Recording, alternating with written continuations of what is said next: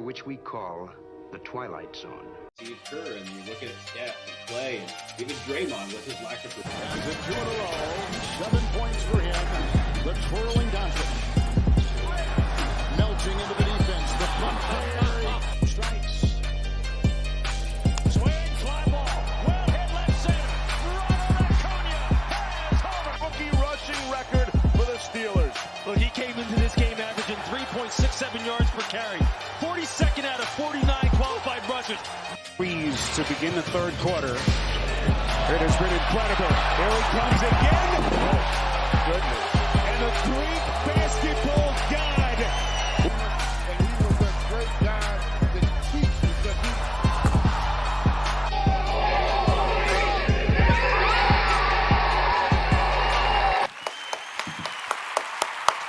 Valley Town fam, what up? Good evening. Welcome to the show. We have a special guest with us this evening. I don't know if you recognize him. He hasn't been on here for a couple weeks. But Aaron, welcome back, sir. Welcome back. Hey, it's good to be back. It's good to be back, man. Please tell us about the trip that you had. I know we got to see some pictures and saw the video, but just give us your take on your honeymoon vacation. Yeah, man. So me and my wife went down to Costa Rica for a honeymoon. We got married about a month ago, so we did it over Thanksgiving, just so we got a little extra time. And big brain. it's gorgeous country, man. It's it was phenomenal. It was cool. We went into town and watched the Spain Costa Rica game, which of course was a absolute shellacking. But just like the pregame festivities and everything was, man, it was really cool. It was really cool to be in a place like that. And it was a lot of fun, man. It was great. It was beautiful. Now I'm back in cold Cleveland, Ohio. You went from the most magnificent. It was like 88 degrees. Got a little tan. Now I'm fucking chipping ice off my car, like some schlub. That is waking up 25 minutes early just so your car defrosts, so you're not freezing your dick off when you're driving. Yeah, exactly. Right. Had some boozy nights and had like one of the best meals I've ever had. I got to watch on Thanksgiving. It's like on the ocean, like watching the sunset. And I got lobster and steak, so it's a pretty good day. That's pretty ballin'. I'm now in full detox mode. I got some decaf in the cup. We're getting back to baseline. Shocking the system. Hell yeah. Well, it is wonderful to have you back. Before we get into our picks and everything, we got a couple things we're going to talk about. First and foremost, USA Soccer has advanced to the round of 16 in the World Cup. Let's go, boys. They defeated Iran 1-0. Obviously, they tied England, and then they tied. Who did they play the first game? Wales. That's a game they should have won. That game came down to a PK in like the 86th minute. Outside of that, USA played flawless. They played England very well too. But they got the Netherlands on Saturday, so we will definitely be keeping our eyes on that. We're not big soccer guys, so we'll kind of leave it there. Just wanted to give them a quick shout out, let them know we're rooting for them. But we had some exciting college football last weekend. Some unbelievable college football. What was your biggest surprise from the weekend, Todd? I mean, look, I think it's Ohio State getting beat by 3 scores against Michigan, right? That has to anybody that thought that game was going to be number one. I mean, I'm pretty sure I don't know if I said it to you, Bobby, or if I said it to somebody else. I thought Ohio State was going to beat Michigan by at least 2 touchdowns, right? And you watch that game and how well Ohio State executed so well in the first half and made so Tez liking the stream. What up, Tez? T to the E to the double Z. So I really thought that they were going to move the ball and have a good strategy in the second half. And oh my God, I mean, Michigan. If I remember right, Tez is a Michigan fan. Well, they locked down Marvin Harrison Jr. Every catch that he had was exceptional. He earned every single catch, right? And as a non-Ohio State fan, it didn't hurt my feelings at all to see them struggle against Michigan, right? I wasn't losing any sleep over it, but the big plays are what killed me in that game. So many big plays given up by the secondary specifically. And it's back-to-back years of losing to Michigan in the game. It's especially losing it in the shoe. That is that's tough. That's tough. Tez said that you had stated they would blow out Michigan. I did. 3 touchdowns. Yeah, I mean, everybody thought that was going to happen. Aaron, what was your take from that game? Like, what do you think was the biggest thing for Ohio State? I mean, for me, it's like the lack of adjustments coming out at halftime. But yeah, I'll kind of have to talk about it more big picture because Saturday was my 10-hour travel day coming home. Oh, okay. So I'm in the Liberia, Costa Rica airport, using the remaining data I had left on my little T-Mobile international card or whatever. And I made some friends at the airport because I have everything up right on the screens is World Cup soccer. And I'm in the corner, just waiting for my flight with my Ohio State Michigan game on. And I saw some people looking and I'm like, yeah, come on over. I don't give a shit. Yeah. So that was pretty fun. But I was buffering the whole time. So I didn't really get to see a ton, but I was following along with it, just taking a look at the score. And I wasn't, I'm probably the only one on this podcast that half-heartedly roots for Ohio State. I don't lose sleep when they lose. I wasn't boarding my flight knowing that they were down 2 scores. Well, God, kicking the seat in front of me. I was rooting for them, but it really doesn't ruin my day when they lose. Honeymoon's ruined. Yeah, it's over. Our team didn't score enough touchdowns. So, no, it wasn't like that. But, when Harbaugh got hired at Michigan, I heard this over and over from Ohio State fans who are like, well, we just want the rivalry to be back because, let's face it, for the last, 2 decades, it's been Ohio State's, it hasn't really been much of a rivalry to that point. Caroline liking the stream. What up, Caroline? So now I'm seeing all these Ohio State fans who are, of course, bitter that they lost to Michigan because it's the biggest game of the year. And, of course, there's playoff implications that go with it. But we wanted there to be a better rivalry, and now you're getting it. So you can't really have your cake and eat it, too. So in order for it to be a good rivalry again, Michigan is going to have to win some, and consecutively. So, again, I root for Ohio State, but in the grand scheme and the big picture of things, this is good for the rivalry. Yeah, it's great to see it back. I mean, the biggest thing that I noticed coming out of halftime was Ohio State stuck with man defense, and they didn't adjust to a zone. I mean, as soon as Michigan, what's the running back's name? Corum. As soon as Corum got to that second level, there was nobody that was going to catch him. Well, that was Edwards that was in at that point because Corum has been a superstar all year, and he has a pretty significant knee injury.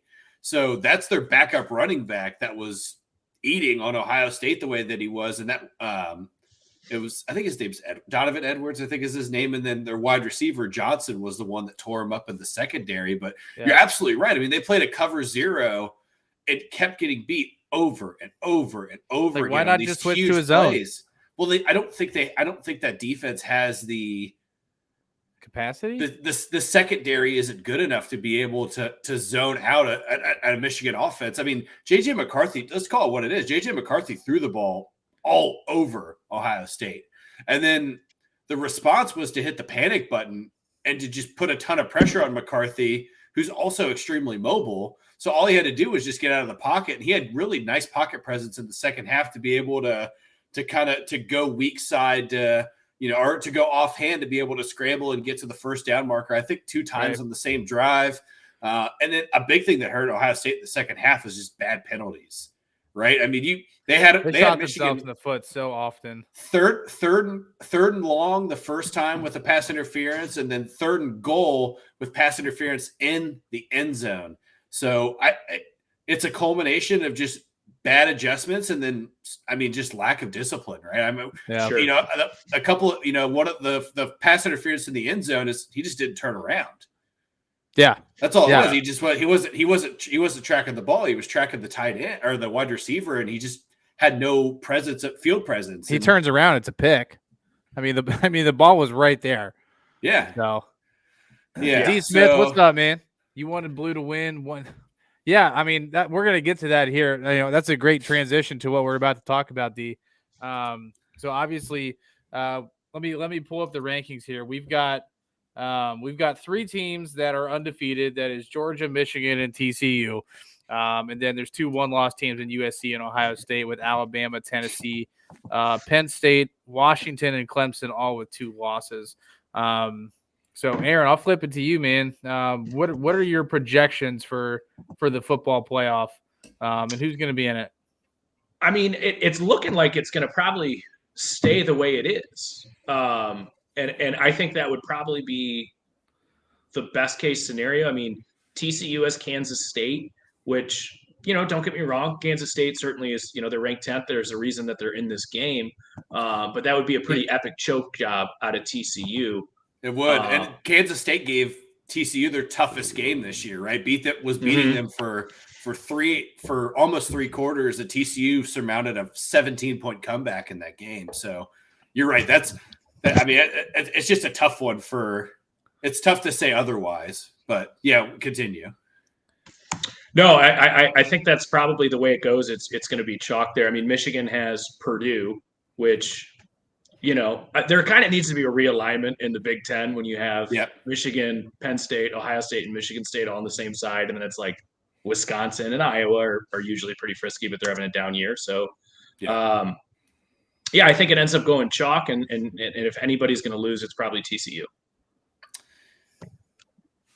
So I actually think USC is going to get beat by Utah.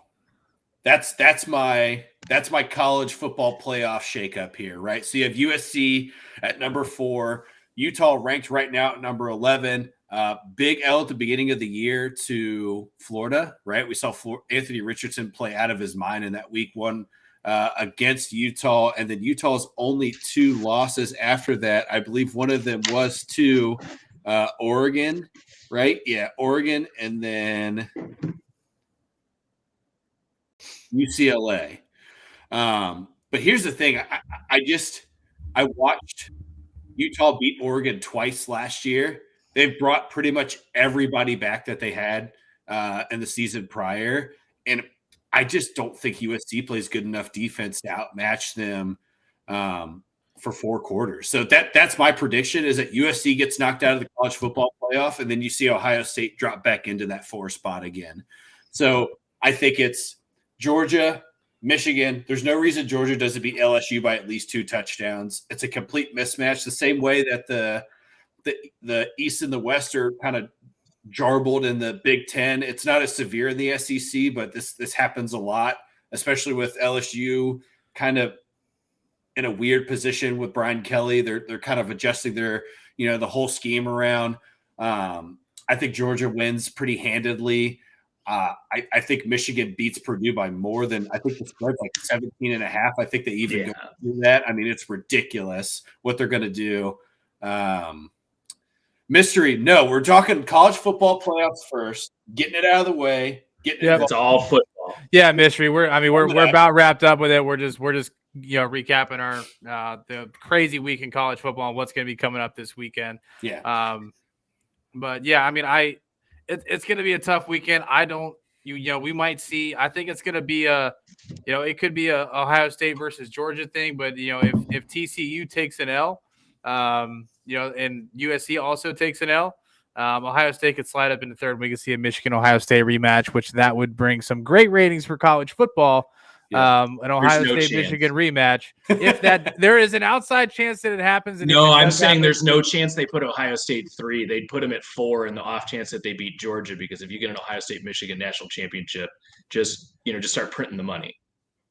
That would be insane. I don't know if we've ever had that. Ooh, no, they've never. Well, so they've never played one. They've never, at least in the modern era of the Big Ten, they can't. Never play. It's hard because they're not only they're in the same division, so only one can win the conference championship. If that would happen, that would be the craziest thing that we've ever seen in college football. It'd be awesome. And I think Tez said it. I agree. I think this is the first year we don't have to talk about Alabama being in the college football playoff for a long time, and I'm so excited about it. I'm so excited. Fuck you, Nick Saban. I'm excited that he's just not a robot, and that he's not churning out, and that his I think tradition is starting to catch up to him in terms of recruiting and how he's bringing in talent and not getting aggressive enough in the transfer portal the way some of these other schools have, i.e. TCU and USC both, right? You hire a new coach, you get your quarterback, and you get the best wide receiver in college football to match it. And now they're in the talks of the college football playoff. So Alabama didn't hit the transfer portal right. They don't use it well. And, we're seeing the ramifications of that. Yeah, absolutely. Absolutely. All right. Do we have anything else we want to cover on college? I'm good. I'm good. Cool. All right, we'll get rolling on that as it gets into the playoffs there. Yeah, we'll have a lot more to talk about next week. But let's recap here. I know we all haven't been on in a couple weeks to get some standings updates for these picks. Week 11. So I'm going to preface this with I've had the best record 3 out of the last 4 weeks. Week 11 was not it. Week 11, I feel like that was a rough week. It wasn't for you guys. It wasn't? It really am I thinking of week 10 then? Okay, I'm probably thinking of week 10. There was one I went like 5 and 11. Week 10 was the bad one. Got it. Okay. That's where we went 6-8, 6-8, and 7-7. Yeah. So been out of pocket. Yeah. So week 11 was a bounce back week for everybody except for me. I went 8-6. Todd and Corey went 10-4, and Aaron went 11-3. Couple games from that week that kind of went flip flop. Aaron got the W when the Falcons beat the Bears. He got that solo. So that was a good call. I took the Jets against the Patriots. They lost in a heartbreaker on a punt return in the last minute of the game. Punt return for a last 30 seconds of the game left. Yeah. I took the Rams against the Saints, and Andy Dalton showed up and showed out. I did have one good call that week, which was the Raiders over the Broncos. But the Broncos are absolute garbage. I took the Vikings over the Cowboys, and the Cowboys beat them 40-3. That was an absolute ass kicking. I think that was really all the fun highlights from week 11. I want you guys to know if you know how people always say, like, if you're in danger but somebody has a gun to your head, like, so what's your trigger to alert somebody to call 911 or something like that? If I bet on the Broncos again, call 911 because that means there's a guy off screen right here holding a gun to my fucking head. No shit. Oh God. All right. So coming into Thanksgiving week, we all were kind of spread out that week. We still got our picks in though. We had a great week across the board. I went 12-4, and you guys went 11-3. Let's go. So it was a solid week for everybody. A couple of the games where we were split. We were split on Pat's Vikings. Todd and I got that W. Aaron took the Browns solo and got that one. Corey took the Jags by himself, got that one when they beat the Ravens towards the end of the game. I got the Raiders solo against the rest of the guys when they took on the Seahawks. I'm the only fucking moron that took the Cardinals over the Chargers because we never bet on the bird after the bird. Nope. And then it's the rules. It's the rules. I know. Damn it. You didn't follow. It's the fucking rules, and I didn't follow them. I wanted to be a rebel. Sue me. Then I got the Steelers on Monday night over the Colts. So that's the ultimate game that led to me taking the week. But we got a good one for you tomorrow night. Divisional matchup. We got the Bills versus the Patriots. Do you have the overall standings? Oh shit! Yeah, sorry. No, I'm just. Yeah, so overall standings, we'll start with the seller, which is yours truly. I am at 164, so keep in mind I am 36 games above 500, and I am in last place. Todd is 101-61. Corey is 104-58, and Aaron is on top of the leaderboard at 106-56. Okay. So there is 5 weeks left in the season. You've got 2 games on Corey. You've got 5 games on Todd and 8 on me. All right. So I don't have to make giant risks, but I've got to make some calculated risks over the next 5 weeks to get back in the scramble here. Todd, I guess that includes the both of us since we're only a game apart. Yeah, so I gotta do some shucking and jiving here. With that, Corey. So for all of you that are watching that follow this week to week, Corey has already said that he's committed all of his picks with a timestamp to prove that he's not cheating. He's being a big boy and getting a higher education like a fucking pussy.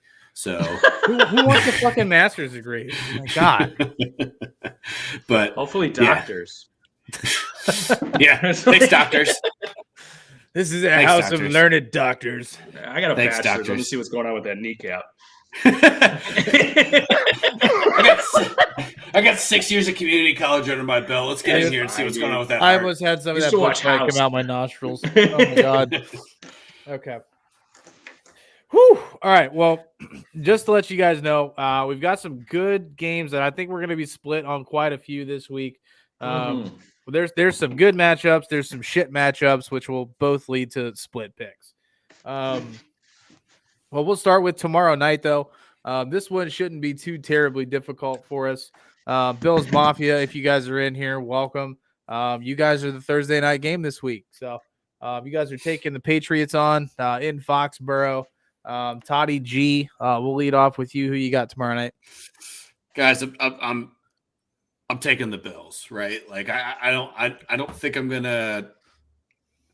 not gonna hover over Foxborough in New England and try to put together a Bill Belichick answer where he figures out Josh Allen, because Josh Allen's already superseded Bill Belichick being able to pin him in a corner like a caged animal. So I'm taking the Bills here. I'm interested to see what they look like in the second half of this game, right? Because I think that's been the MO of the Bills, including of Thanksgiving when they played the Lions. That was, they've had some close games the last couple of weeks. They have. It's a lot. There's a lot of opportunity in the second half where they move the ball well, and it kind of comes to a stone wall. So I'm really interested to see how they play 4 quarters of football. That's what I want to see tomorrow from Buffalo, is 4 consistent quarters of football. Yeah, absolutely. Aaron? Yeah, I mean, I think there's going to be some picks that were on opposite sides of the fence of this week, and this just isn't one I would bet on. I think I think the Bills have looked a little bit, lackluster of what we saw them at the beginning of the season, where it was like, oh, this is just a freight train that's just gonna blow all the way through to the Super Bowl. Now, obviously, Josh Allen's injury is certainly part of the reason for that, but sure, I think the Bills handle this one pretty easily. It's Thursday night. They have they played last Thursday. They're on a full week's rest because they played on Thanksgiving. I'll take the Bills. And obviously the Patriots are too on the same rest, but I just think the Bills are a better team. Yeah, absolutely. I don't think really much else needs to be said.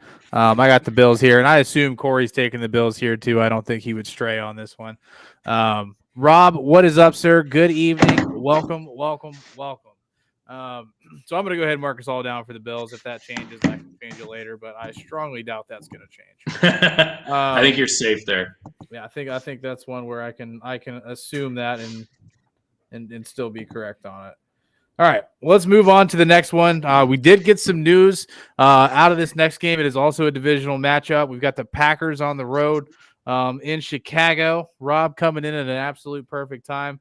I did see a tweet today. Aaron Rodgers is expected to play on Sunday. Justin Fields, however, is not expected to play on Sunday from what I understand.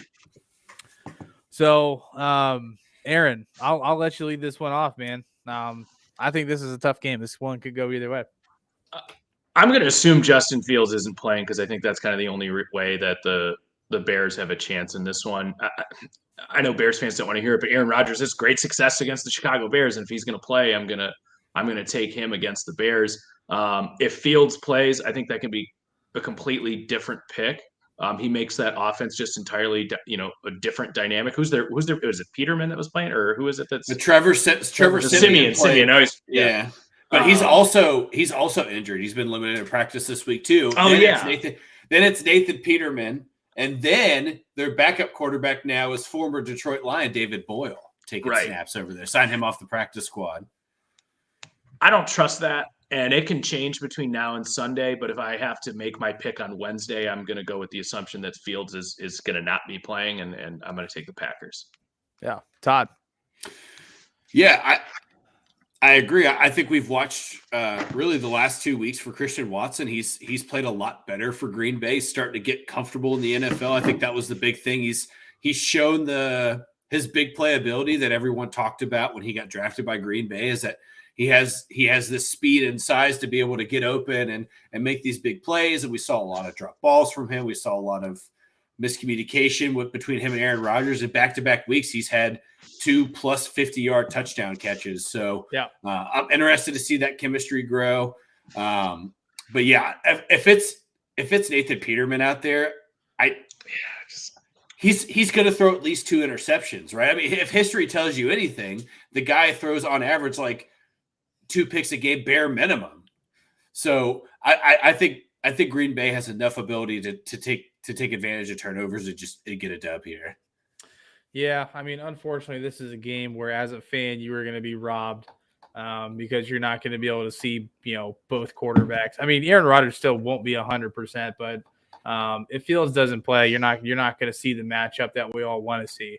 We want to see Justin Fields take on Aaron Rodgers. We want to see the Bears put up a fight against the Packers, but I don't see it happening this week if Fields doesn't play, which it's not looking great. But it's disappointing, man. Fields was just like we just started seeing him come into his own. They finally started letting him do his thing, and he's just been absolutely just popping off. So, he's starting to get to what we expected from him when he got drafted last year. So, it's exciting to see. It's good stuff for Bears fans, though. You got a lot to look forward to in the future. I think this is a point in the season where the Bears just need to make sure Justin Fields is 100%. Because that's your future right there. He's got a lot of talent. He's going to bring a lot of great things to the Bears in the next couple of years, and they just need to make sure that they take care of him. So I got the Packers. It's a long-winded way to say it. I got the Packers. Well, so I think the interesting thing too, right? You bring up taking care of Justin Fields and not rushing him back to the field is that you're looking at a team that has the most cap space by a lot. God, they can put some weapons season, around right? him too. And you're talking about an early first-round pick for them too. There's some good exterior offensive linemen that are going to be available in the top 10 for them. The guy from Northwestern, Paris Johnson from Ohio State. You could go out and get your anchor, or if somehow they end up winning 5 or 6 games and you drop to 8 or 9, you could go out and get a Quentin Johnson or Jordan Addison, a top-tier wide receiver that Justin Fields can create the chemistry with. And you could go out and sign offensive linemen, right? Or sign your defensive guys that you need. It's all just going to depend on, where Chicago kind of lands in the draft. But sure. You gotta, here's the thing is that you got to take care of Justin Fields, right? That's first and foremost. So if the tackle from Northwestern's available and you're picking 5 or 6, it's almost, you have to do it, right? I don't think he falls that far, because if say Pittsburgh continues to lose and they get a top 5 pick, I think they go that route. But you got to get an offensive lineman. You got to take care of Justin Fields. You've anchor. You've given him one additional weapon in Chase Claypool, who is enough. Unfortunately, Darnell Mooney's out for the rest of the season. Whatever, you'll get him back healthy next year. But they got to protect Justin Fields. You can't keep running. Yeah, absolutely. You have to go line or O-line over receiver, because you invested that second-round pick in Chase Claypool, and I don't know if he's the answer or not. But it'd be hard to spend a first-round pick on a receiver next year when you're basically using a second on a receiver as well. Right. And you can help Fields by protecting him. If he's going to be this Lamar Jackson type, I truly believe Claypool and Mooney is probably enough. Even with Kmet, you have such a dynamic offense. Maybe in a year down the line, you can look to upgrade that position. So if a guy of like Marvin Harrison Jr.'s caliber is available when they come to pick, do you think they'd make that move to get somebody super athletic? It depends on what linemen are off the board, Like it's hard to tell you. I mean, in a vacuum, I just say no. But if all of the guys that they have ahead of them have been taken off the board, maybe you take them, or maybe you look to slide down. Yeah. No, just playing devil's advocate over here. I know that Justin Fields obviously has the mobility, so they could maybe look at it that way and say, he can get out of the way for now. Let's go get somebody that's going to help him, move the ball. But Rob makes it interesting. Opinion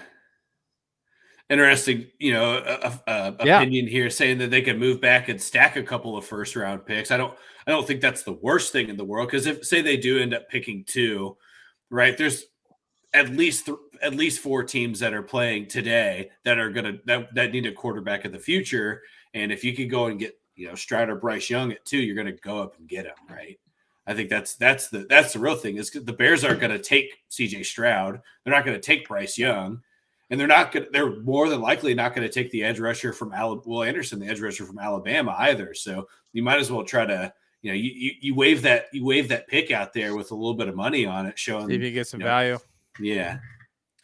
Yeah, for sure. Mystery makes a great point. Fields is down because of injury. Rodgers is injured, but playing. Yeah. for sure. So I mean, we definitely want to see that matchup of Aaron Rodgers and Justin Fields. Hopefully we get to see it next season, when they're both at their, well, not Rodgers, he's kind of on the, but Justin Fields is on his up. So Ted's coming with a comment. When they get that new stadium built, they'll attract better free agents as well. No one wants to play at Soldier Field right now. It's too damn cold. Yeah, I don't know if anybody's ever been to Soldier Field. I know Rob has. I know he went there this year, but it's cold as extremely cold environment to just watch a game. I couldn't imagine being on the field. Yeah, but the Packers and Bills don't have a problem doing it. If you're good, you're good. Players want to play for teams that are good. Well, yeah, Chicago hasn't been good in the last, since they won. Well, right. That's why 20 years ago. Right. Well, I think there has. I mean, look, you look at Chicago too. You look at Soldier Field and all the hubbub about them getting a new stadium, and the mayor of Chicago saying that they're going to put money into the stadium. Because if you look at what Soldier Field is, when it gets cold and you have an issue with snow, rain, whatever, that field turns into a skating rink, which becomes an injury risk, right? So I see that perspective of it from what Tez is saying, is that it's like playing in Washington where you get on the field and you don't know if all your ligaments are going to stay in place, right? But cost RG3 his career, maybe. Well, winners go where winners play, right? If the Bills played in a shack and outside of Buffalo and they were 11-3, you're going to go play in Buffalo, right? Like that's just what it is. But there is something to quality of faculties or facilities rather for a player too. Yeah, absolutely. All right, well let's move on here. I don't know where Corey's going to go with that. He could take a flyer on the Bears there, so I didn't want to speak for him. But the next game we got on the board, we got the Steelers on the road versus the Falcons. Steelers coming off a good win Monday night over the Colts. Falcons also took the win last week, I believe. They lost to the Commanders. Excuse me, they lost to the Commanders. So before we get into this pick, can we talk about what happened with the Colts in that game on Monday night? I'm going to be honest with you. I did not physically watch the game. I watched it from my phone and just kind of tracked it. So please enlighten me. So Indianapolis is driving down the field and don't take a timeout and take 30 seconds in between plays, and it basically cost them the game. That's the synopsis of it. It's coaching. And then Jeff Saturday says, like, yeah, I just didn't really know. I didn't think it was going to take this long. That's just lack of experience. I don't fully blame Jeff Saturday though, right? You have a well-tenured quarterback in Matt Ryan who could make the decision like, we're taking a lot of time off the clock here. I should probably stop this so we could get back on the field and get the play right, rather than there was like 12 seconds where they were just kind of standing around in the huddle. Like, what the fuck are you doing? You have a successful drive moving and you're down by 6. Like, just either fucking spike it or call a play or call a timeout, do something. And the Colts did nothing. It was like almost like watching time stop for a second for them. And, Jeff Saturday took some accountability for it, but I mean, my opinion is I just don't think it's fully on Jeff Saturday. I think Matt Ryan is partially to blame for that too. You have a very well-experienced veteran quarterback who's been in big game scenarios like this, and he did nothing. He just stood out there, just existed. I think there's some to blame for player awareness, but obviously coaching is a huge opportunity here. When you bring in a high school football coach to coach in the NFL, these are the kind of things that happen. I don't give a fuck that he played in the NFL. He hasn't coached at the highest level. He hasn't even coached in college football. The speed of the game is significantly different. And as a coach, it's different from playing, right? It's not a parallel. So it's a lot. I think a lot of it is on Saturday, but I think Matt Ryan is also to blame for that. Sure.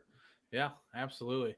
Well, Aaron, we'll lead you off with this one. Steelers, Falcons. Steelers on the road in hot Atlanta. Who you got? Yeah, this is a tough one because you have Atlanta, who's 4-2 on the road, Steelers 2-4 or at home, and Steelers 2-4 away. And I feel like the Falcons are sputtering a little bit, where they started kind of hot. The offense was looking good, putting up 13 last week to a Commanders team that's good, but I think the Falcons should have done a better job of scoring. And Steelers do have a decent defense, and I think it's possible that the Steelers can come in there, and I think they're starting to hit their stride with Pickett a little bit. Their offense is not phenomenal, but they're starting to be some, resemblance of good football at times and moments, little flashes and flares. Bobby, do you know the status of Najee? Is he questionable? Out? Questionable. So it wasn't he didn't tear anything. So that's super at least lucky. That's at least good news. Whether he plays or not, I don't know. He did not practice today. So it's just kind of a wait and see game on how he feels. If I was a gambling man, I would say he probably plays limited snaps on Sunday, if he does play at all. I'm going to take the Steelers here. I'm going to take the Steelers on the road. I think this is the part of the season where that Tomlin experience is going to start to come into play. They're 4-7. We were talking about what was their over/under at the beginning of the year, like 7.5. Like, they could backdoor this somehow at the end of the year. Like, they're not in a terrible spot. I think you can see this offense start to show you what they can be next year. Kenny Pickett, putting together his second half. I'll take the Steelers here. I think they're playing better football. Yeah, I mean, I'll dovetail off that. I like the Steelers defense more than I like the Falcons offense. The Steelers offense still has some room to work. I think it's a great week for Pickett to kind of figure it out if Najee doesn't play, because he's going to have to take on more of the responsibility on the offensive side. So without him playing, he's got to throw the ball, and the Falcons are a great team to do that against. So I'm gonna take the Steelers here as well. Yeah, I think it's a good point. I mean, you're looking at a secondary, although not quite as torn and tattered as they were just a couple of weeks ago. It's still a weak defense. It's a weak secondary, and it's a good opportunity for a rookie quarterback to take some chances. And he throws the ball he throws a nice ball. Well, it's getting better, right? I think that I watched him from the when he got subbed in that Jets game to now, and I see him being riskier than even Mitch Trubisky was to start the season at all, right? I think that's a sign of at least some confidence, and Kenny Pickett having some confidence in himself. And I saw him distribute the ball better last week. I think that's the best he's moved the ball to multiple people all season. Anybody that's a fantasy owner of Deontay Johnson just cringes week to week looking at his stat line, because you're looking at a guy that was minimum 5 catches last year, that he caught 5 on Monday night. That's his season high. Yeah. And obviously the connection that George Pickens and Pickett has is very well established. He's very well established with Pat Freiermuth. Pat Freiermuth slowly turning into a top 8 tight end in the NFL. I love that. It just seems to happen in Pittsburgh every time. They seem to bring in these really talented, tall, athletic, under the radar big tight ends. Yeah, and Freiermuth's a guy that when it's 3rd and 4 and you need to get the ball over the middle, he could cradle the ball and he gets you to the first down marker. I personally like watching him play. I think he's a fun tight end. It's a different change of pace. He just reminds me of Heath Miller, like Heath Miller 2.0. Yeah, I think we're obviously guys like Kelsey and Kyle Pitts and those guys who are the tall, athletic. Yeah. They even have a little bit of breakaway at tight end. Pat Freiermuth is kind of your blue-collar tight end. I enjoy watching him play the position that way. I'm also taking the Steelers here. I think this will be a much better game than I thought it was going to be a couple weeks ago. As you're looking in the future, I thought Atlanta would take this one pretty handily, but Pittsburgh keeps getting better week to week with the ball in their hands, and I'm interested to see if they do hit that 7.5 mark at the end of the year. Yeah, Ted's coming with a comment here. He says he throws a good ball. If you watch him play, you can tell that he has that it factor. He just needs some more talent around him and some more experience. So I agree with that. I don't see Kenny Pickett being like a Mahomes, nope. Josh Allen level of quarterback. What's his ceiling? I that's a great question. I have a name in mind. I'm curious yours though, as a Steelers fan. I'm trying to think of I would probably put him in like obviously not mobility wise. I'd probably put him in like the Steve McNair range, where it's like he wasn't elite, but he was better than the average. Yeah, so I was leaning more toward, and I guess I'm thinking a little bit more. I'm not going like modern or legit guys playing now. comparison. I was just trying to think of. No, like, I get you. Quality I wise. say somewhere between like Stafford and Matt Ryan. At their, I was gonna say, I thought Kirk Cousins. I would say more. I would say better than Cousins, but not Mahomes. I think that's the range I'm talking about.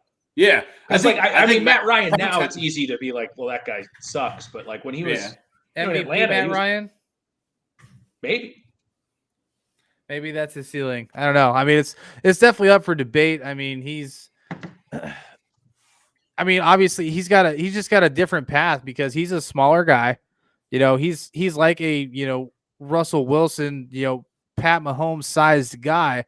But he doesn't quite have their mobility. He can move, but he's not on their level yet. And I don't think the arm strength is, quite where it needs to be for him to put the ball, 70 yards down the field. So no, but he's good. He throws. He's accurate. Long ball, though. He's accurate. He throws a pretty good long ball. I mean, I've watched him make some plus 30-yard throws, and it's not far fetched to say that he's within a yard most of the time. And for a rookie, again, we're talking about a guy that hasn't put together a full season yet.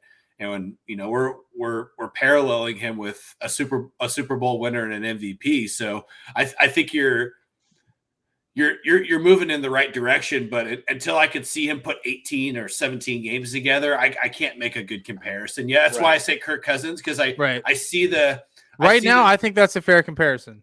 Yeah, I see the ceiling get really, really, really high. And then I see things and I'm like, I don't know. It's just kind of, it's still real wobbly for me right now with him. Oh yeah. There's nothing sure about we got, it. Yeah. I mean, we need to see him in a full off season, with, and then obviously a full preseason with the starting snaps, all that chemistry. Obviously they're going to add some pieces over the off season. Mystery makes a point here about George Pickens. George Pickens is unbelievable. He's I think very talented. Next year he is 100% going to be a top 10 receiver, if not top 5. Ooh, that's a bold prediction. That's pretty bold. I think he's that talented. I think he's that talented, but do you think the quarterback's the guy to get? Because you kind of need the quarterback there to elevate the receiver as well to get. Kirk Cousins has Justin Jefferson in the top 5. Yeah, Kirk Cousins has done it for a long time, and I think Kirk Cousins gets a lot. Well, we just compared Pickens to Cousins. Yeah, a little bit, but we're also saying ceiling, and I don't think he's going to hit his ceiling in year 2. Yeah, fair enough. You're right though. Pickens is a special talent to the NFL. If he's not there next year, it will be within 2 years. I agree. He has the talent to be in that conversation. There's no doubt in my mind. Yeah. Pickett's also somebody that could use some offensive line help, right? That's where Pittsburgh needs to start. I thought we got that wrapped up in the offseason, but we definitely didn't. So yeah, there's still a lot of edge to make. A lot of edge pressure that comes in Pittsburgh. They need some help at the tackle position for sure. 100%. All right, well, let's move on. Obviously, we actually just talking about Kirk Cousins. He's in the next game. We've got the New York Jets headed to Minnesota to take on Kirk Cousins and the Vikings. I'll lead this one off if you guys don't mind. Let's hear it. So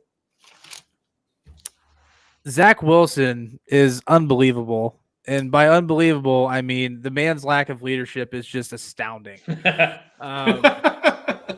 Mike White came in and balled out last week. And same. It's almost identical to what he did against the Bengals last year. 2 touchdowns in the first half, touchdown in the second half, 300 yards. We watched him do the same exact Mike thing. White looked great last week. Kirk Cousins, I mean, they're 9-1 or they're 9-2. What is it? Is 9-1 or 9-2? 9-2. 9-2. I mean, we can't dismiss the Vikings and what they've accomplished. Obviously a couple weeks ago they got absolutely shellacked, but they came back and rebounded on Thanksgiving night against the Patriots. Although it was a close game, it's Thanksgiving, so I kind of take that with a grain of salt. It's also primetime Kirk Cousins, so the fact that Todd and I gambled on him at all was questionable, to say the least. It was tough. But This is a tough game. This could go either way. I assume Mike White's going to continue to start, just for the lack of ownership that Zach Wilson takes in his personal life and on the field. I'm gonna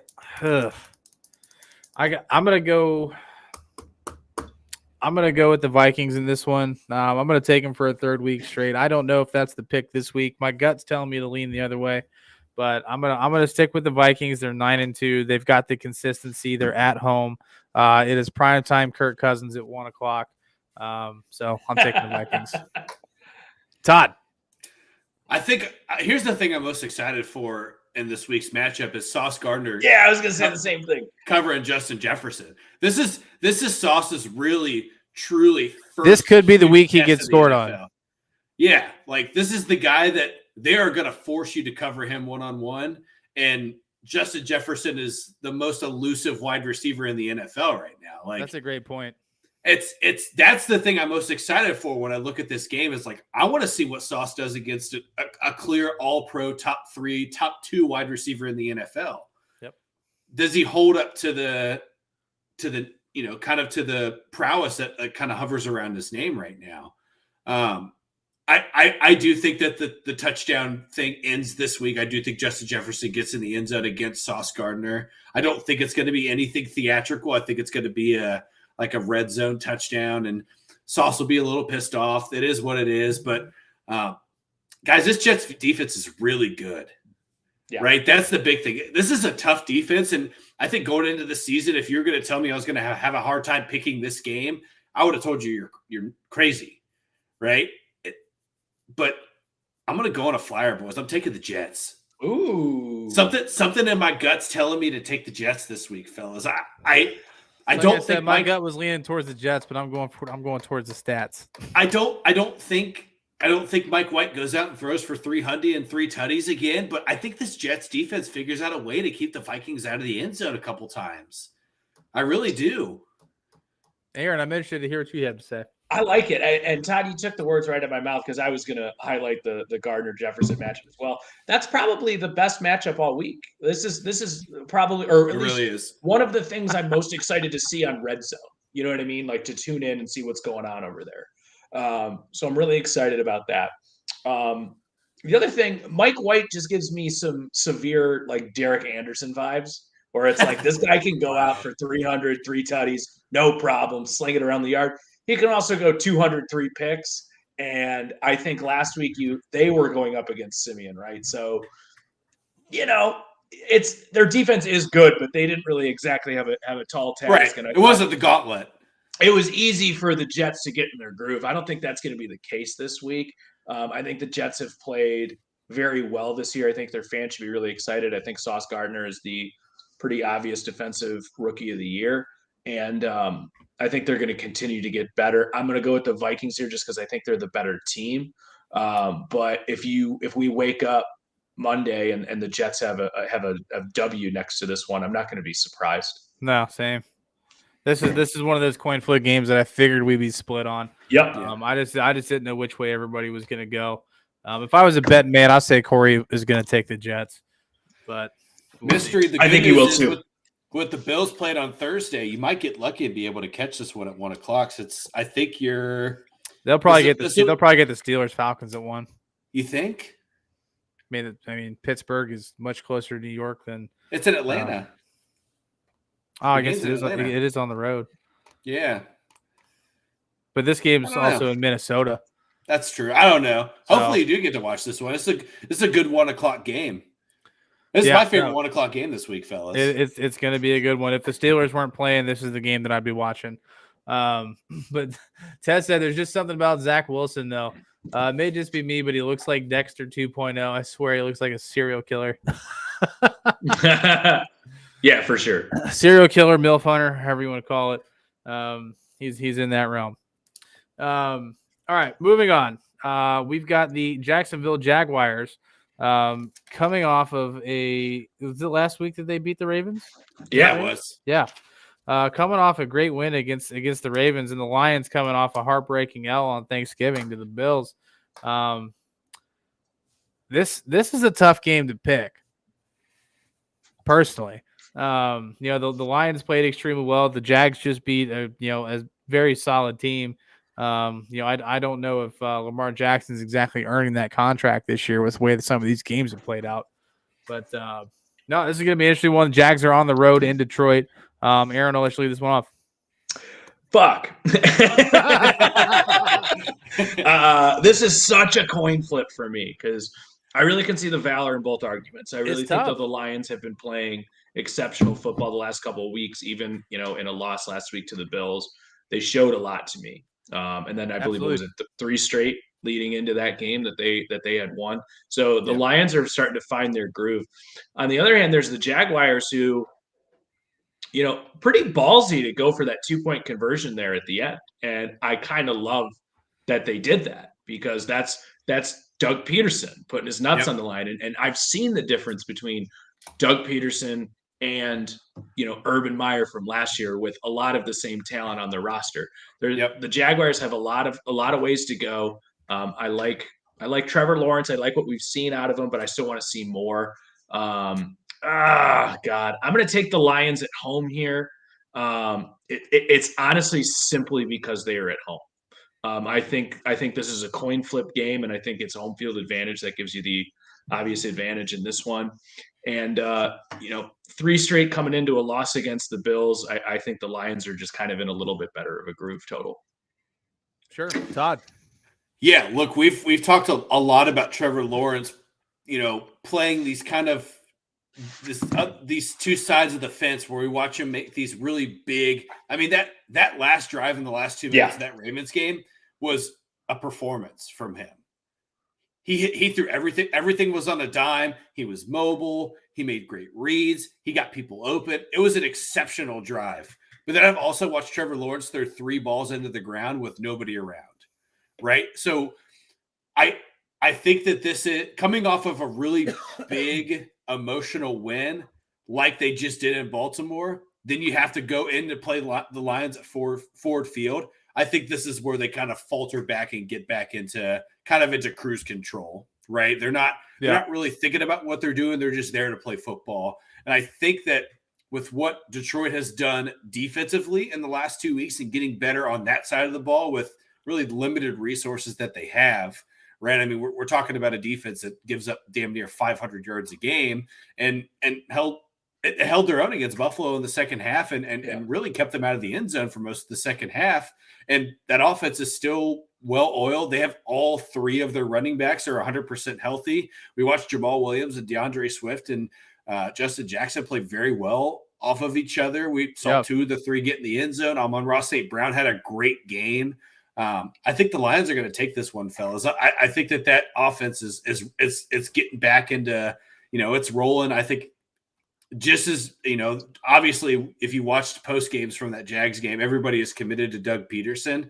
I think it's even more significant how committed these guys are to Dan Campbell in Detroit. Yeah, absolutely. I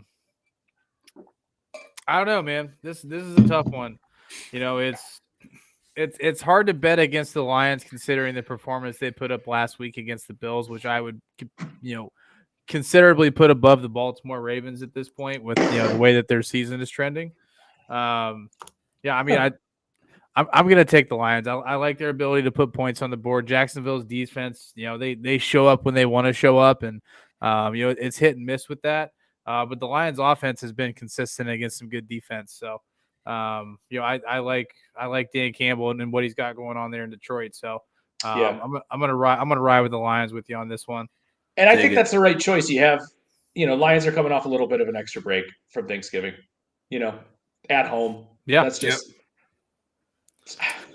But Jags could win that game. Jags could win. They very well could. That's a game that could go either way.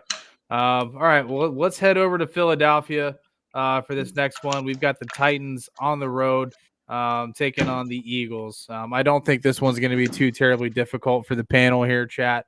We're all taking the Eagles, right? Yeah, on Saturday and Sunday.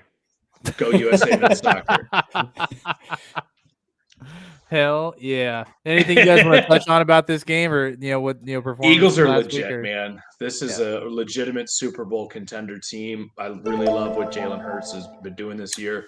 I had highlighted it at the beginning of the year. They have a weak schedule, but I think they're blowing teams, or they're playing very, very well. Yeah. Todd, you got anything to add? Yeah, I think you're going to watch Philadelphia continue to roll. Tennessee's coming off of a pretty tough loss against the Bengals, right? I mean, they were toe to toe with Cincinnati for the whole game, and a penalty cost them a chance to get back into it in the 2-minute drill. So I think they're feeling a little bit of burn from that, and Philadelphia is just those Philly fans are just riding the eagle high. So I'm taking Philadelphia at home for sure. There's something to be said about playing in Philadelphia. Like it's got to be damn near impossible to lose in that stadium when you're successful for the electric. Season. Yeah, all those drunk, crazy Philadelphians just puking all over the stadium. It's got to be nuts. Yeah, it's got to be insane. Doubling back on the previous game, Mystery coming in with a couple comments here. Lawrence is playing like a first-round QB in his rookie season. He's probably the guy. But Mystery likes the Lions in this one too. Yeah, I mean, there's no doubt that Trevor Lawrence is having a solid season so far. At least for the cards that he's been dealt. So, which have been, not necessarily the easiest. And then you got Philly. Yeah, we all got Philly. All right, moving on to a game that is close to one of our hearts, and a game that we all are going to watch. It's Deshaun Watson, the comeback week against We're absolutely going to watch this. We have talked about this. We talked about it religiously for like the first, 3 or 4 weeks of the season. And even before the season started, a couple of months going into it, leading up with all the offseason issues. But this is the game that we've been waiting for. Deshaun Watson hasn't played a football game in over 2 years. 700 days. 700 days. 700 days. Played football. That's absolutely insane. Aaron, we'll let you take the reins on this one since it's the Brownies. So go for it. Yeah. So before I get into it, previewing this one, I just kind of want to give a big shout out to Jacoby Brissett, who played nothing but admirably. Here to Jacoby Brissett. What a fucking G. Phenomenal job this year. He's been nothing but professional and, has said all the right things and saying, I know what I signed up for. The guy's been playing well enough where, if it's anybody else and somebody you're not paying $240 million to, you have that conversation. Now the Browns are 4-7, so it's you're at the point now where it doesn't even matter. You have to see what you got in the guy you gave a guaranteed $240 million contract to. So we can start there, but he did a phenomenal job. And I made this comment on a previous podcast.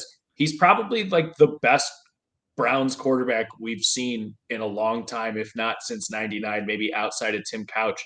And I was joking with one of my buddies that take the guy out of it, and let's just say this faceless player is like a first or second year guy on the Browns. We're like, we found him. We got our guy. This is our franchise. So it's crazy to look at it through that lens.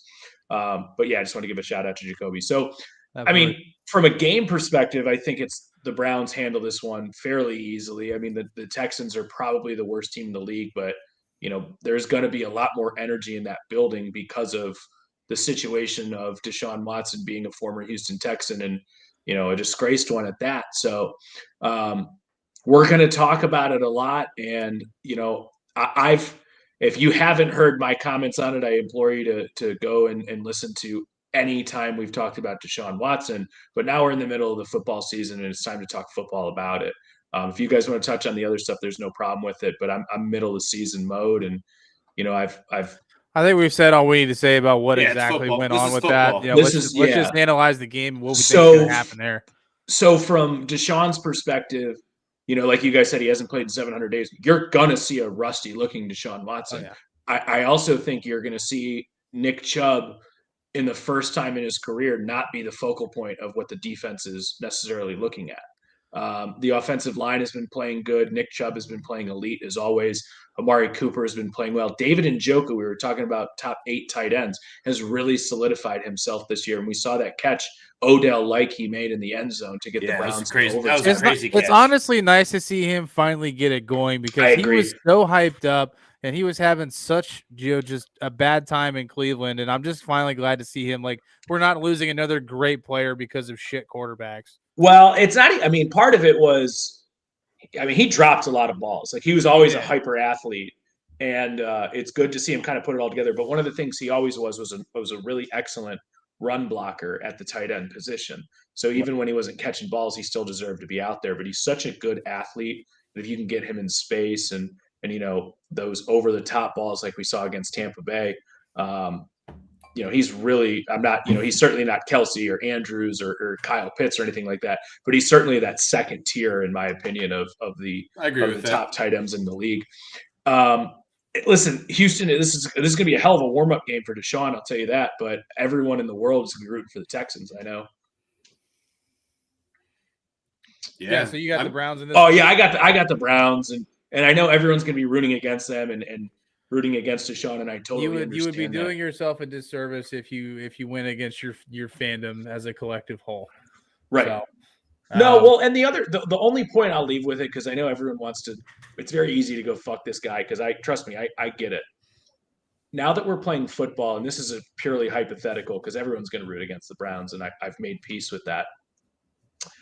I think the Browns' last game is against the Steelers, and it probably won't have any playoff implications for it.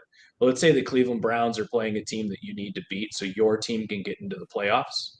What are you going to do? Are you going to just root against the Browns, or are you going to put your fan hat on and root for them because you want your team to make the playoffs? Sure. So put yourself in that situation, and I think everyone would make that choice. Yeah, absolutely. Because football's a fucking bloodthirsty sport, and it is what it is, and it's the largest business in the country. Yeah. Yeah, Todd. Look, I agree with Aaron. I'm taking the Browns here, and I solely believe it's because the Texans are the worst team in the NFL. I don't care how rusty you are. Deshaun Watson is what he is on the field. He's still going to make plays. It's not going to – I mean, we're watching a guy that hasn't taken live action snaps into a game that means something in damn near 2 years. It is what it is, right? You're not. He's not going to be polished. There's going to be a lot of people that are going to put a lot of hate on the dude for lack of quality in his game or lack of efficiency, whatever. Don't do anything for 2 years and then try to pick it back up at full speed. You're not going to be good at it. It is what it is. That's like me trying to go out and run a 40 right now. Yeah, but the difference there is I hear what you're saying, but like if I stopped playing guitar for 2 years and picked it up, it would be really weird. But that's only if I was playing concerts, not practicing on the side. Sure. You know what I mean? It's not like he hasn't done it. No. Well, it's a whole different animal, though. Well, there's something to be said about taking a live action snap versus practicing to take live 100%. action snaps, though. It's kind of like when Mike Vick came back. That's a good example. From his extended, because I mean I think he spent more time away from the game than Deshaun did. Yeah, 3 full seasons. 3 full seasons out of the NFL. 3 seasons. Yeah. There was obviously a little bit there, but I mean, I think watching Mike Vick when he came back, I think it took him maybe, half of the couple drives, maybe the first quarter, and then you're like, okay, he's there, he's back. Yeah, we just I don't think it's going to be that long of a transition for Deshaun, especially against his Houston team. I wouldn't be surprised to see the Browns win by 3 scores.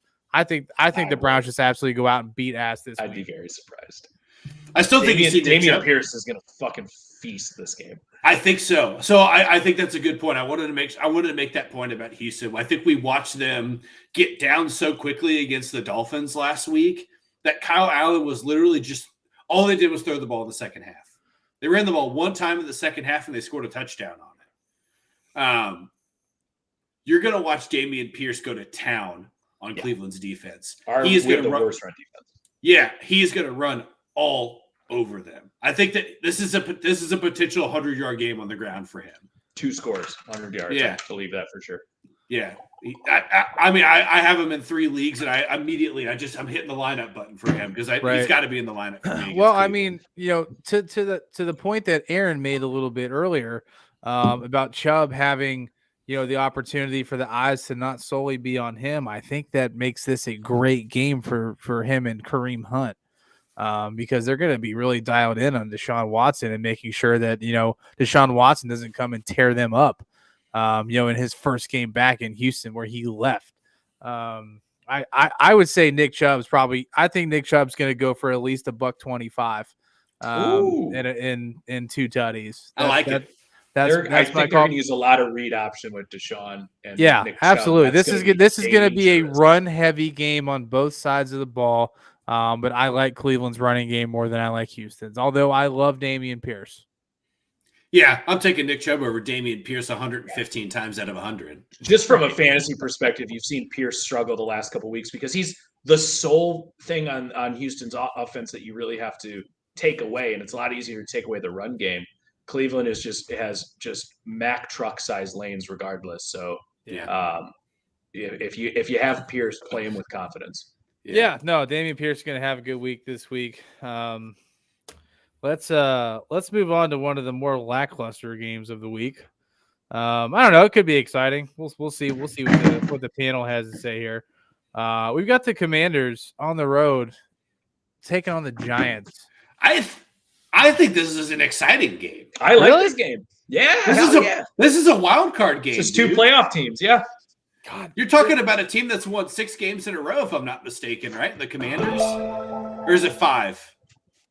Yeah, 5. I guess you're right. I didn't think about it like that. This is a 7-5 and a 7-4 matchup.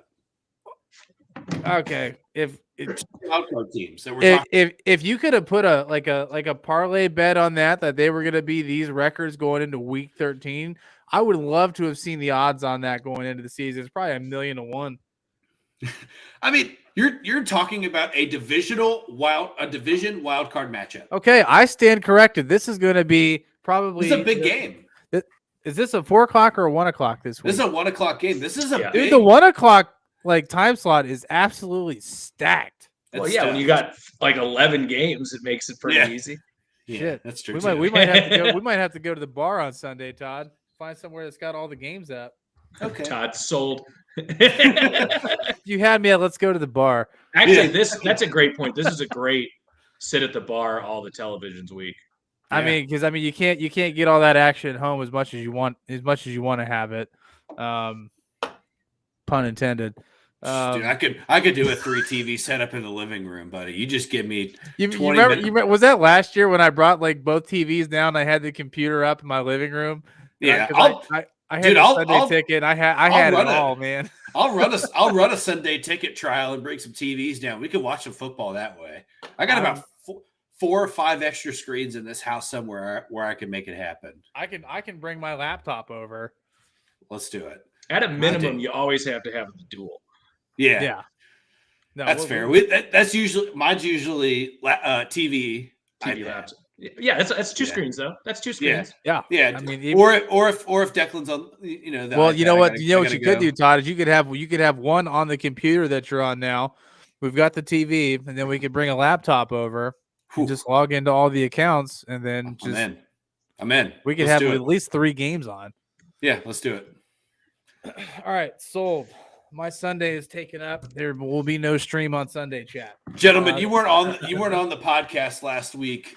Bruce scared the shit out of me. That was hilarious, by the way. I saw that. I was on. So you see this coat rack behind me, right? So I had the Reds hat that's right here that was on the top, and Bruce was like, "Is there someone? I don't know, something like was someone standing behind you, just ominously?" And I like panic hit my body for a second because I blinked and looked. I was like, "Oh shit, there's somebody behind me." But yeah, so the hat is off the top part of the coat rack, Bruce. That I did that immediately after the podcast was over. I was about to piss my pants, and I did that before I did anything else. Oh my god, that's too good. Yeah, because I didn't notice. I was watching you guys, and Bruce pointed out. I was like, "Holy shit, is somebody there?" It legitimately put fear into my body for 3 seconds. So, yeah, it's gone. No, absolutely. All right, let's get back to it. Mystery says, "What the fuck? Commanders are winning with good play, not accidentally." Yeah, I mean, you got Taylor Heineke, man. That guy is playing some good football right now. He's a winner. That's all it comes down to. The dude just knows how to win. Shout out to Brian Robinson last week going for over 100 in a tutty. Yeah, this man is literally a month and a half removed from getting shot, and he's out there just dropping 100-yard games and running hard, good. Yeah, that Gibson Brian Robinson tandem in the backfield is nice. I agree.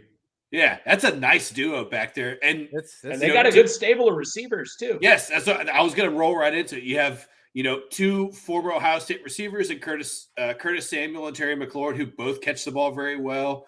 Logan Thomas, who's a good receiving tight end, right? I think most of the weapons are there. And oh, by the way, Chase Young's back this week, fellas. We're gonna get Chase Young back. We haven't seen him in over a year, right? And he was the number 2 pick in the draft for a reason. I mean, Washington took him where they did because he's an unbelievable athlete who only knows how to get to the quarterback. Yeah. I think that this is a matchup where I see Washington taking another dub here. I think we're starting to watch the flame kind of go out in the NFC for New York. I see the Giants starting to kind of putter a little bit. And then if Washington's able to slow down Saquon Barkley, it forces Daniel Jones to throw to somebody, right? He's lost most of his best weapons on, at the wide receiver position. So I'm taking the Commanders here. This is one of my, it's going to be on the TV games because I think it's going to be a really good one. Yeah, absolutely. Aaron.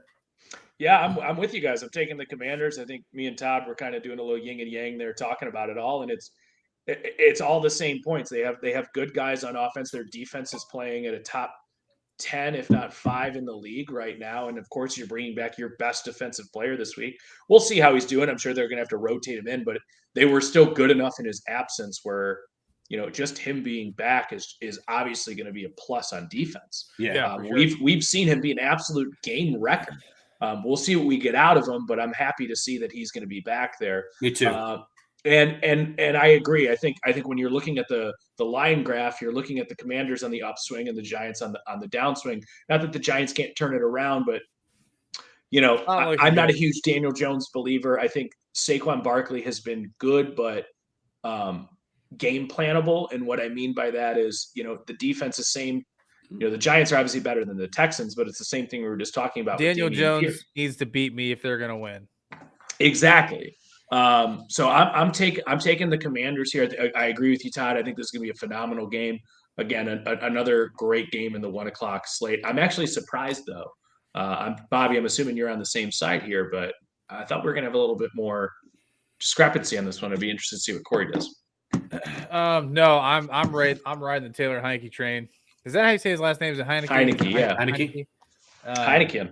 I'm just kidding. Yeah, I mean, with Chase Young coming back, Brian Robinson's a beast. Todd said it. The only offensive weapon on the Giants have is Saquon Barkley. Right. That's it. Daniel Jones needs to beat me if you're gonna win. And I like the Commanders defense going up against the Giants. I see. What's the spread on this? I would be curious. But I don't see this game being as close as we think it's going to be. It's Washington 2.5 is what I really. I have it at 1.5. I am absolutely smashing. I mean, there could just be smashing the money line for the Commanders, smashing it. I think this is finally we talked a lot about this last year with Washington. This is the defense that we all projected for them, right? Or what was this is the defense that I drafted last year in fantasy that did nothing. Yeah, I think you're finally seeing a lot of the pieces come together, and Aaron's absolutely right. Having Chase Young back, whether it's in a rotation or not, only makes you better because you're paying attention to that guy. He's the guy that you're singling out, or you're putting 2 linemen on, or a tackle and a tight end on, and you create additional pressure elsewhere. I think that it seems like at the end of the day, I like a good underdog story, if you will, right? And the Commanders at one point in time, we talked about them being a top 5 pick in the draft, myself included. I'm guilty of that. With Carson Wentz as a quarterback, right? I just want to preface by saying that. At that point in time, Carson Wentz was going to be the season-long quarterback for the Commanders. But I like it. I like watching a team that's not the Cowboys get some. Is Carson Wentz done? Do you think he comes back next year?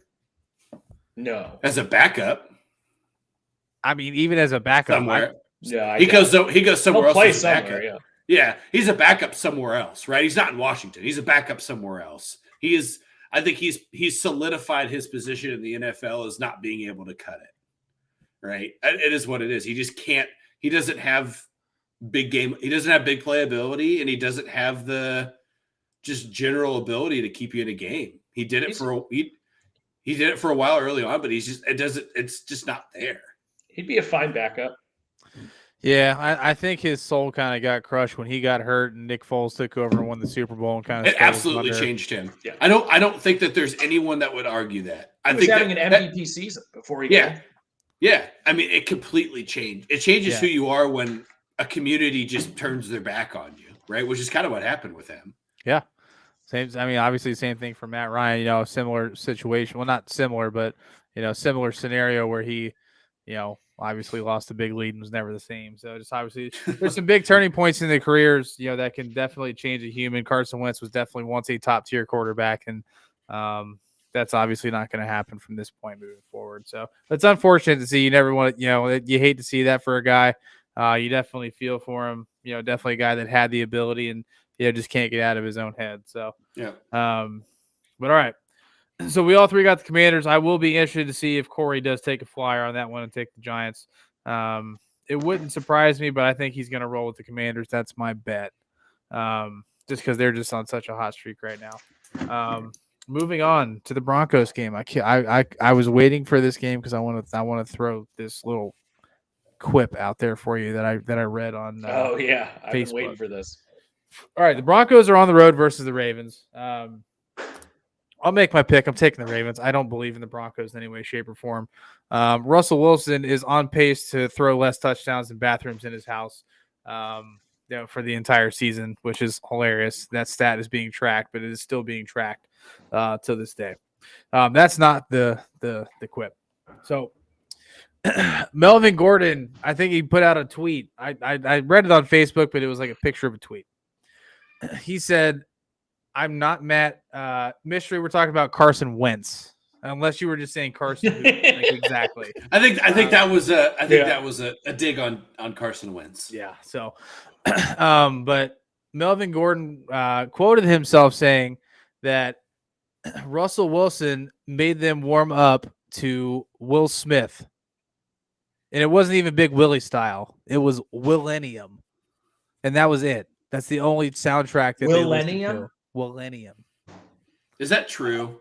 Is that something that really Melvin happened? Gordon tweeted it.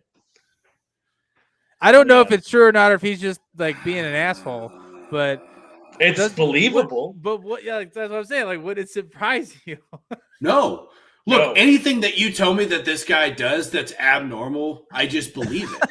Well, right? I'm laughing because the whole birthday thing that came out today. Did you guys see that? Yeah. Which is literally the plot to draft day. A Wisconsin quarterback who people don't show up for his birthday, who gets drafted by the Seahawks.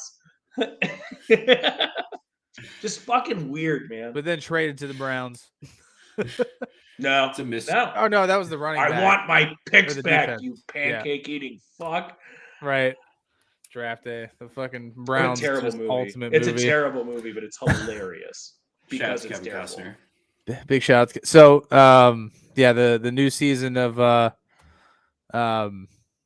Yellowstone is out currently. I haven't watched it yet. I'm waiting for it to wrap up before I start. I'm waiting until the whole season's done. I just want to binge it. I'm working my way through 1883 right now because 1923 comes out on December 18th. Sorry, quick sidebar. If you haven't watched Yellowstone, watch it. And then backtrack and go watch 1883. Tim McGraw and Faith Hill are absolutely amazing together. Wonder why I don't know why they have such chemistry. Weird that they have such good chemistry.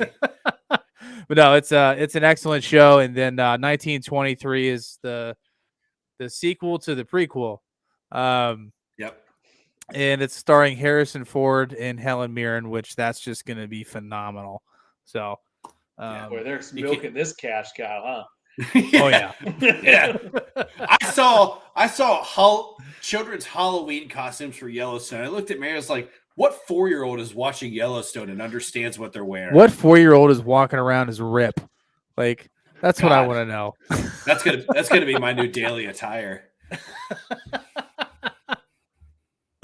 All right, couple comments in here.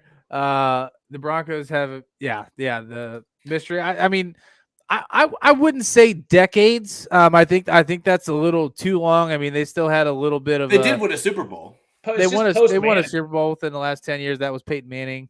But I mean, outside of that year, I mean, yes, you're absolutely correct. You know, I would say for the last 2 decades they haven't been great, and I would put a lot of that on John Elway, and some of the decisions made in the front office. But yeah, Tez, those are great shows. We love them. So if you haven't watched them, go watch them. All right, Broncos, Ravens. I'm taking the Ravens. Yeah, Bruce added in Russell Wilson's plug for what it's worth. That was his comment. This is Russell Wilson plugging into charge. That's what that is. Anyway. I know he's plugging the show, but that's just his bets.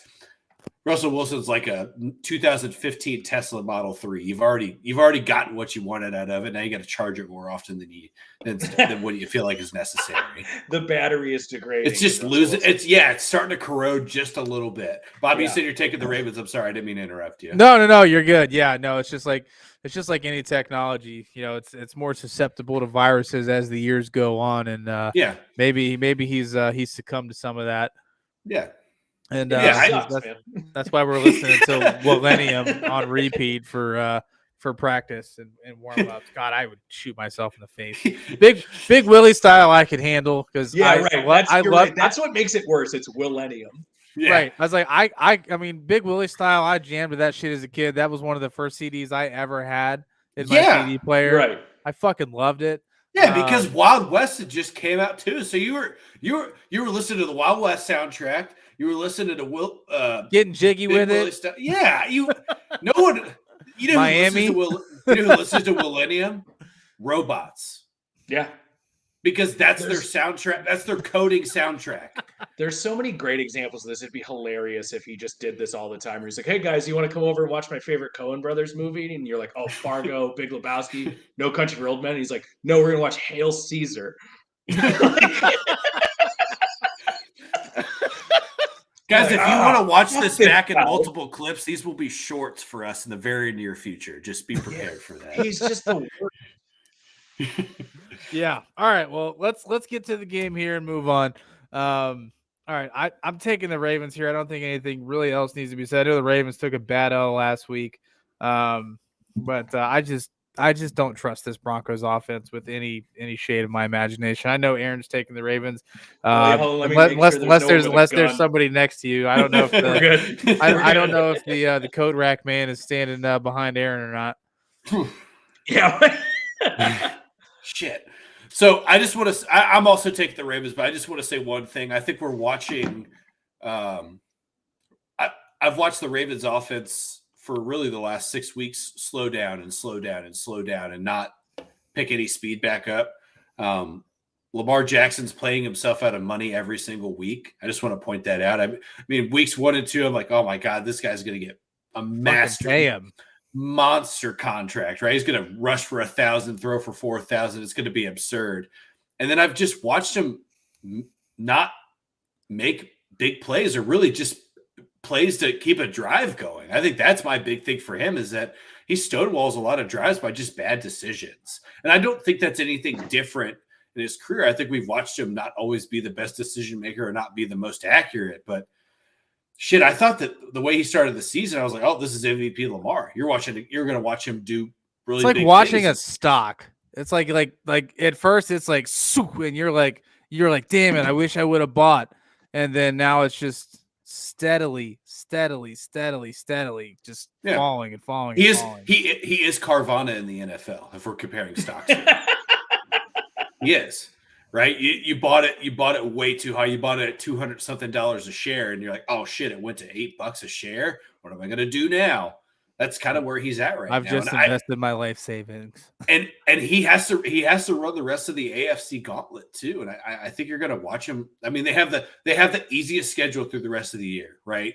The Ravens do, but I think that there's still going to be a couple games where they within the AFC North where they struggle. I think they struggle against Pittsburgh, and I think the Browns even play them tough with Lamar back. I mean, I think the Ravens still beat Pittsburgh, but I think they struggle a little bit more than I would have guessed at the beginning of the season. Yeah, it's good. It'll be closer games. We'll see how these next couple weeks go. I might change my thoughts on that, but I would imagine Corey's taking the Ravens. I think he's the number one Russell Wilson hater here. I don't know. I don't know if anybody wants to claim that title as the number one Russell Wilson hater. I'll definitely claim the Pete Carroll title, but if you guys want to fight over that, that's fine. I don't trust robots, so I don't. I feel like it's just a combined hatred, because I don't know who would be the biggest hater when we all equally just fucking hate the guy. We'll use the power of friendship. Yeah. Bruce has come in the stream and said, I do. I do. He hates him. I fucking love it. I love it. I fucking love it. And another reason, just to backtrack, I saw this comment. I forgot to mention it. Another reason to take the Commanders this week is Bruce said he's taking the Giants. Good call. Bruce's bad luck. So, and he says that himself. All right, let's move on to the next game. This is going to be an excellent game. We've got the Miami Dolphins headed to the West Coast to take on the Niners. I just got chills. Like this game is like my sneaky game of the week. This is going to be a great football game right here. Tua with the highest passer rating in the NFL, going into Week 13, going up against Jimmy G, who has some unbelievable win-loss stats with absolutely zero effort. It's just unbelievable what Jimmy G has done. He's like that guy in the group project that just kind of just shows up and still gets an A. Yeah, he's your guy that talks for the last 45 seconds at the group presentation. Absolutely, 1,000%. Todd, lead us off here. Dolphins, Niners takes. Who you got? This is a good game, boys. I think this is the second best game of the week right here. Yeah, I'm very interested to see what Tua does against this Niners defense. That's the big thing because they're going to come at him heavy. Ton of pressure on Tua this week from San Francisco. I believe Armstead's going to be back. I know he's still questionable right now, but he practiced today, so that's another edge rusher threat. Obviously, you have a Bosa coming at you. That itself is scary, right? You're looking at a guy that could get in the backfield pretty much whenever he wants. And correct me if I'm wrong, but I believe that the Dolphins lost Teron Armstead last week, right? I'm not sure. So left tackle you go out and give monster money to in the offseason. I'm looking at him as doubtful right now, fellas, and that's bad news for Tua. Let's take a look right here. That's even more pressure because now you have a backup left tackle coming in and taking care of you. Fortunately, it's not his blind side, so he's in a little bit better position there. But I see Bosa rushing from his blind side off frequently on Sunday. And I see the Niners doing just enough to beat the Dolphins. I think we've watched the Dolphins play really, really good football, but they haven't been very contested, right? In games where they have been contested, i.e. the Bengals game on Thursday night, they didn't beat them. Their big win is, against the Bills, right? Sure. I would say the Ravens, but I don't feel like that Ravens comeback is as big of a victory as it once was. Yeah. So via the Miami Herald, Teron Armstead did not practice today. Mike McDaniel came out today and said he is not expecting him to play. That's big.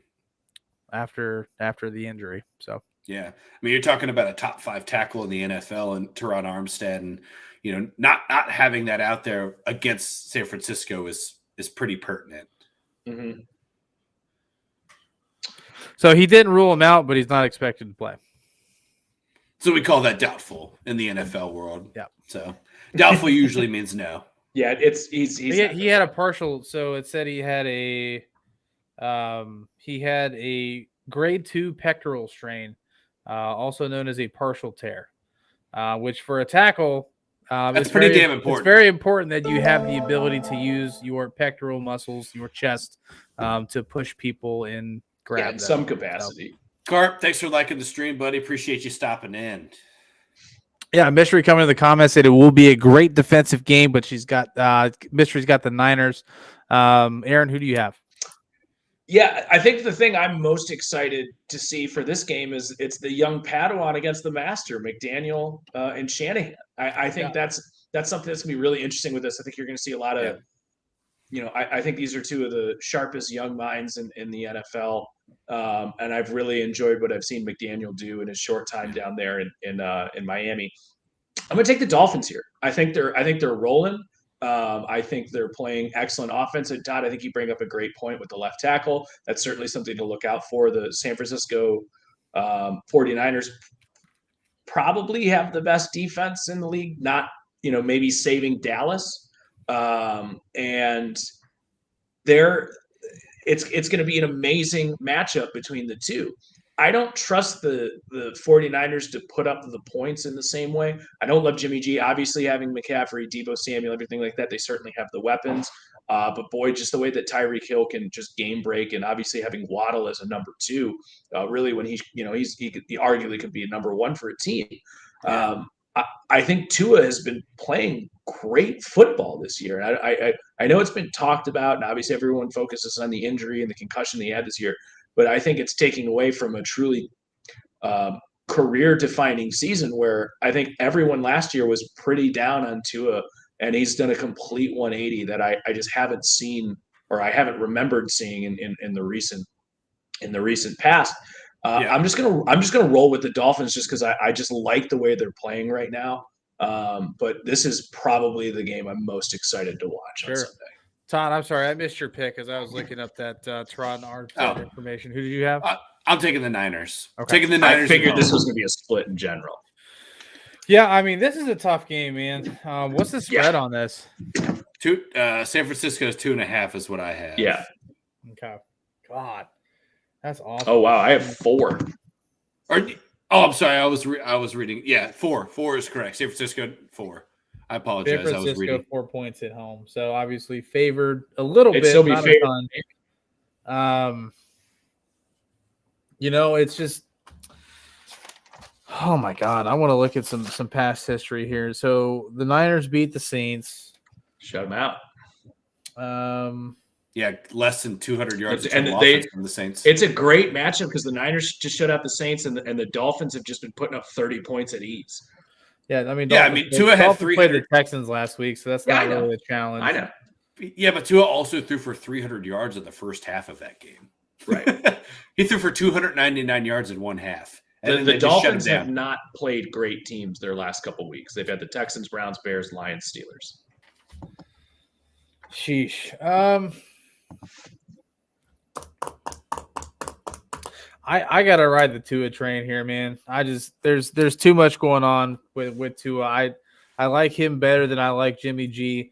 I like the weapons offensively that Tua has versus the weapons that Jimmy G has, or maybe not necessarily better, but his inability to use those weapons to their full potential. I like the 49ers defense better, but I think Tua finds a way to get it done. Obviously barring some, insane thing that happens to Tua, I think the Dolphins pull this one. It's going to be close, though. I think it comes down to a field goal. Yeah. Either way. Cart brings up a good clip I saw today too. He said, "I hate McDaniel until I heard him talking shit to the players through the helmet mic. He was doing it to Tua, talking shit to Tua about watching some high school footage of him and talking about how trash he was in high school." I saw that. That was so good. How could you have not liked McDaniel anyway, though? He's a pot smoker. I don't hate McDaniel. Yeah, he's great. It's. I think he breaks the mold of coach. Yeah. I think it's great too. I think he's a guy that's young, doesn't give a fuck, says whatever he feels. He knows he's a smart coach. He knows he's a smart dude. I didn't even think about your perspective, Aaron, of like, this is a big coaching matchup, right? Because I'm excited. This is the guy that kind of, this is the family that brought him into the coaching world. He was a very outside the box hire. Yeah, so that's a good perspective of this. I'm going to watch that. God, Bruce took the Dolphins. I need to flip flop my pick, guys. I was feeling the same way when you took the Dolphins. I'm just kidding. Everyone, hop on the wagon. We're rolling. Let's go Dolphins. Chat. That's going to wrap up the show tonight. You guys have a great rest of your evening. Fuck Aaron. No, I still have confidence in the Dolphins there. But I'm interested to see where Corey goes on that. I'm interested to see which side he leans. If I had to bet, I would bet he takes the Niners. Well, but we'll see. Otherwise it's Todd Island over there with the favorite. Hey. I like it. All right, moving forward. Bruce said, "Who else did you pick, Bobby? Don't tell him." I mean, no, it's too late. So next game we got on the board, we've got my favorite coach in the NFL. We got Pete Carroll headed to LA to take on the Rams, and probably my actual favorite coach in the NFL, Sean McVay. I love Sean McVay. I think he's great. But we got the Rams taking on the Seahawks. This is a tough game. I don't know if it's necessarily going to be an exciting game, but it's definitely going to be a close game, in my opinion. I like what the Seahawks have done. I do have to give some props to Pete Carroll and what he's accomplished with the team and the pieces that he has to work with this season. I think he's done a nice job with it. And that's a lot coming from me. So that being said, I think the Rams are favored at home if I'm not mistaken. No. They're on their backup. Stafford's out. Oh, Stafford's not playing. Yeah, he's still concussed. So you're gonna it's Seahawks. Okay, I'm taking the Seahawks.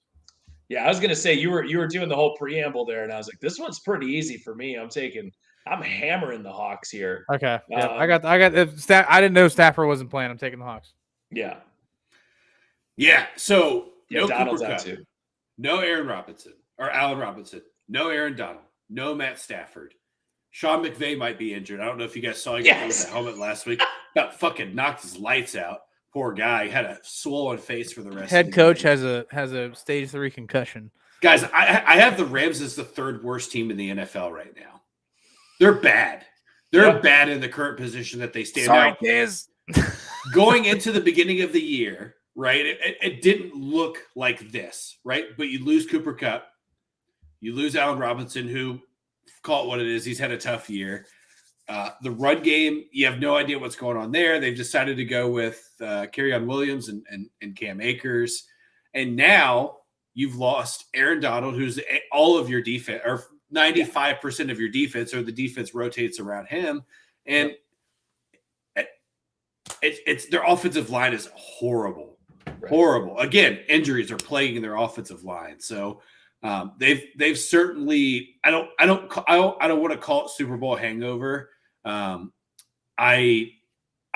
think when the injury bug strikes as hard as it has for the Rams, like, you just don't come back from it, right? It's impossible to lose. I think they've lost, like, on both sides of the ball, like 11 starters this year. You just don't. It doesn't work, right? The recipe's not there. And I just watching them last week against Kansas City. It's just hard to watch a team struggle like that at all. If you're a football fan, it's hard to watch nothing go right. That's what I watched. I watched almost nothing go right the whole game from them.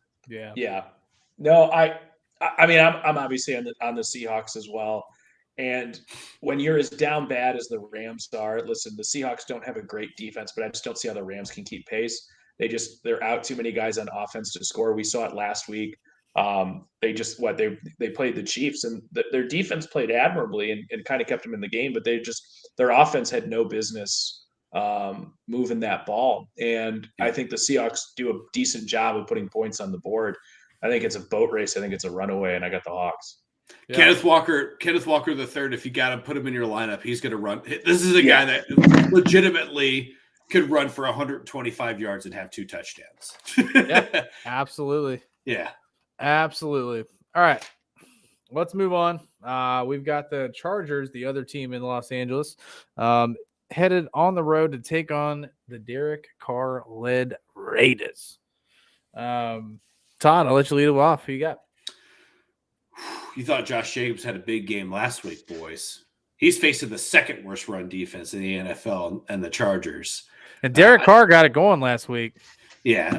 Look, I'm still taking the Chargers here. Everybody's back, right? You got Mike Williams, you got Keenan Allen.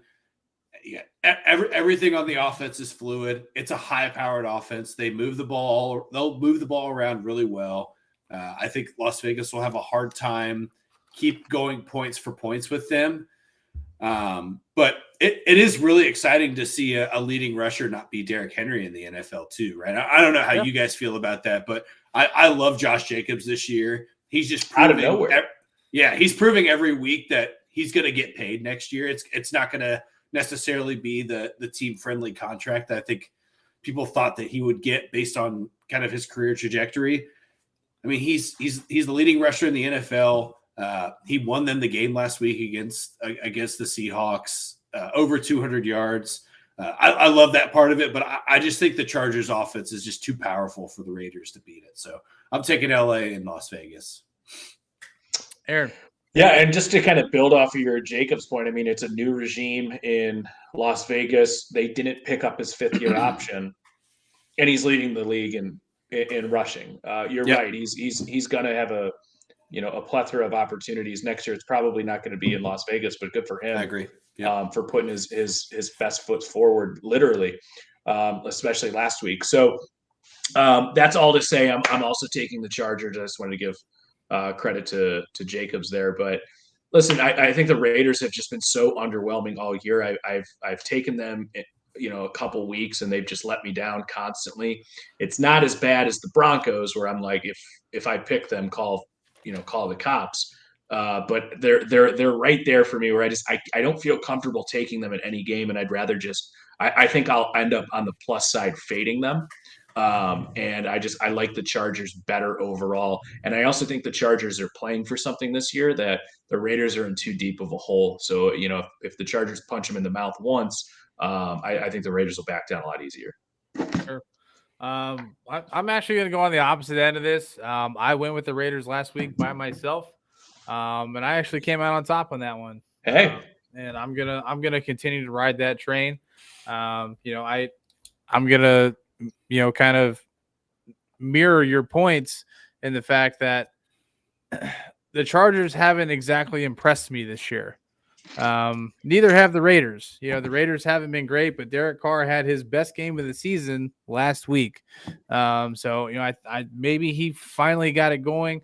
I took a flyer on them last week because it was them against the Seahawks, and maybe it was a little Pete Carroll angst, but I felt like that was a good opportunity to maybe take a flyer on the Raiders last week. But to my surprise, Derek Carr got it going. Josh Jacobs had a great game.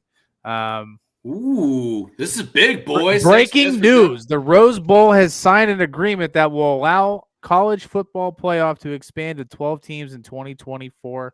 2025. Wow. Let's go. That's big. That's big time. So big. If one falls, I think the rest will follow. Long story short, I'm taking the Rams. Or I'm sorry, I'm taking the Raiders here. God, I hope you're not taking the Rams. Sorry. I'm sorry, you're locked in now. You got to take the Rams. It's already on paper that I'm taking the Seahawks. All right. So do we want to break this down now, or do we want to wait till the end? Because I want to talk about this. It's breaking news. Go for it, dude. Yeah. What do you think? I think it's like a decade late, but better late than never, right?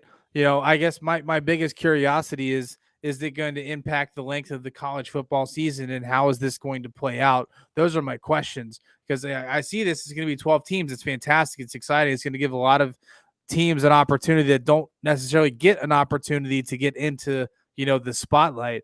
I'm just curious to how they're going to format the playoff, how long the season is going to be, or if they're going to extend the season, if they're going to shorten it, and just how that's going to work. I have lots of questions, and I haven't had a second to think about it. It's a fair question. You're going to have teams, your top four in that situation, or top two, are going to get buys. So at least it would be top 4 in a 12 team. Top 4 out of 12. So the teams that would have made the OG college football playoff are basically going to get a day off. So you're allowing these teams like that you've seen in the last couple of years who are saying, we deserve to be there. And then last year Cincinnati finally is that team that gets that, and of course it doesn't, go the way 4 teams get a bye, 8 teams play, and then there's 2 more weeks of football. I think a lot of those teams that are on the outside looking in the current format are ecstatic, because that's just more revenue for their sure. But you're right. There is a player safety question to be had there of, how are we, compensating this injury risk and safety concerns, for basically baby adults. I know they're adults. I know they're big. I know they look a lot older than us on television because they're just huge dudes. These are like 18, 19, 20-year-olds, and I think the safety concern is their bodies are still young, man. Yeah, exactly. Oh, exactly. It's that's where the length of the season comes into play there, and I'm interested to see what they're going to. So essentially, if the top 4 teams get a bye and 8 teams play, so there's week 1, and then you got it down to 8 teams. After that, because the 4 and 4, and then it would be, so it's 8 and then drops 4. So it would add 4 weeks. It would add 4 weeks of football. 3 weeks. No, 3 weeks for the teams that are playing. Yeah, like every week. The top 4, obviously, they get the break, and then it's only an extra 2 weeks of football for them. But it's 3 weeks of football for the teams that have to play in the in that round of 8. And then that round of 8 again, and then 4, and then 2. So here's what I think what it does, right? And I think it impacts some of your mid-major conferences, like the MAC, for example, or the Sun Belt, and those smaller mid-majors that rely on some of the funding that they get to travel to Tuscaloosa or Baton Rouge or whatever to go get their ass kicked, right? You're going to lose that. That's what you're going to lose. You're going to lose those front-end cupcake games for your Power 5 top 10 schools.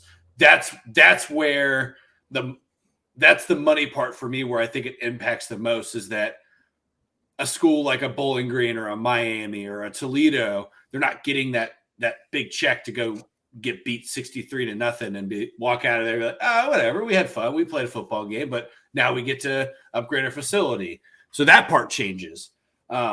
So I think that eliminates some of the length of schedule, right? So you eliminate probably 2 weeks of the season. That's where I see it going, is probably 2 weeks of the regular season. It's a 10 to 11 game schedule. You play 8 conference games. That's where I see that to start. Tez makes a good point. You're going to see the bowl games continue to be existing because, again, we're talking money, fellas. We're talking about money coming in for multiple revenue streams. These businesses want to continue to earn money off of these players and sponsoring these events. It is what it is. That's how the NCAA has continued to coexist and put on these big theatrical events. And at the end of the day, you're just going to watch. You're going to watch it. You're going to watch one team a year do what March Madness does, right? And it's not going to be a 12 seed or a St. Peter's making it to the Elite 8, but you're going to watch maybe it's a Penn State or a team in the Big 12 or something, somehow just ground and pound their way into a Final Four, which I think is good for football.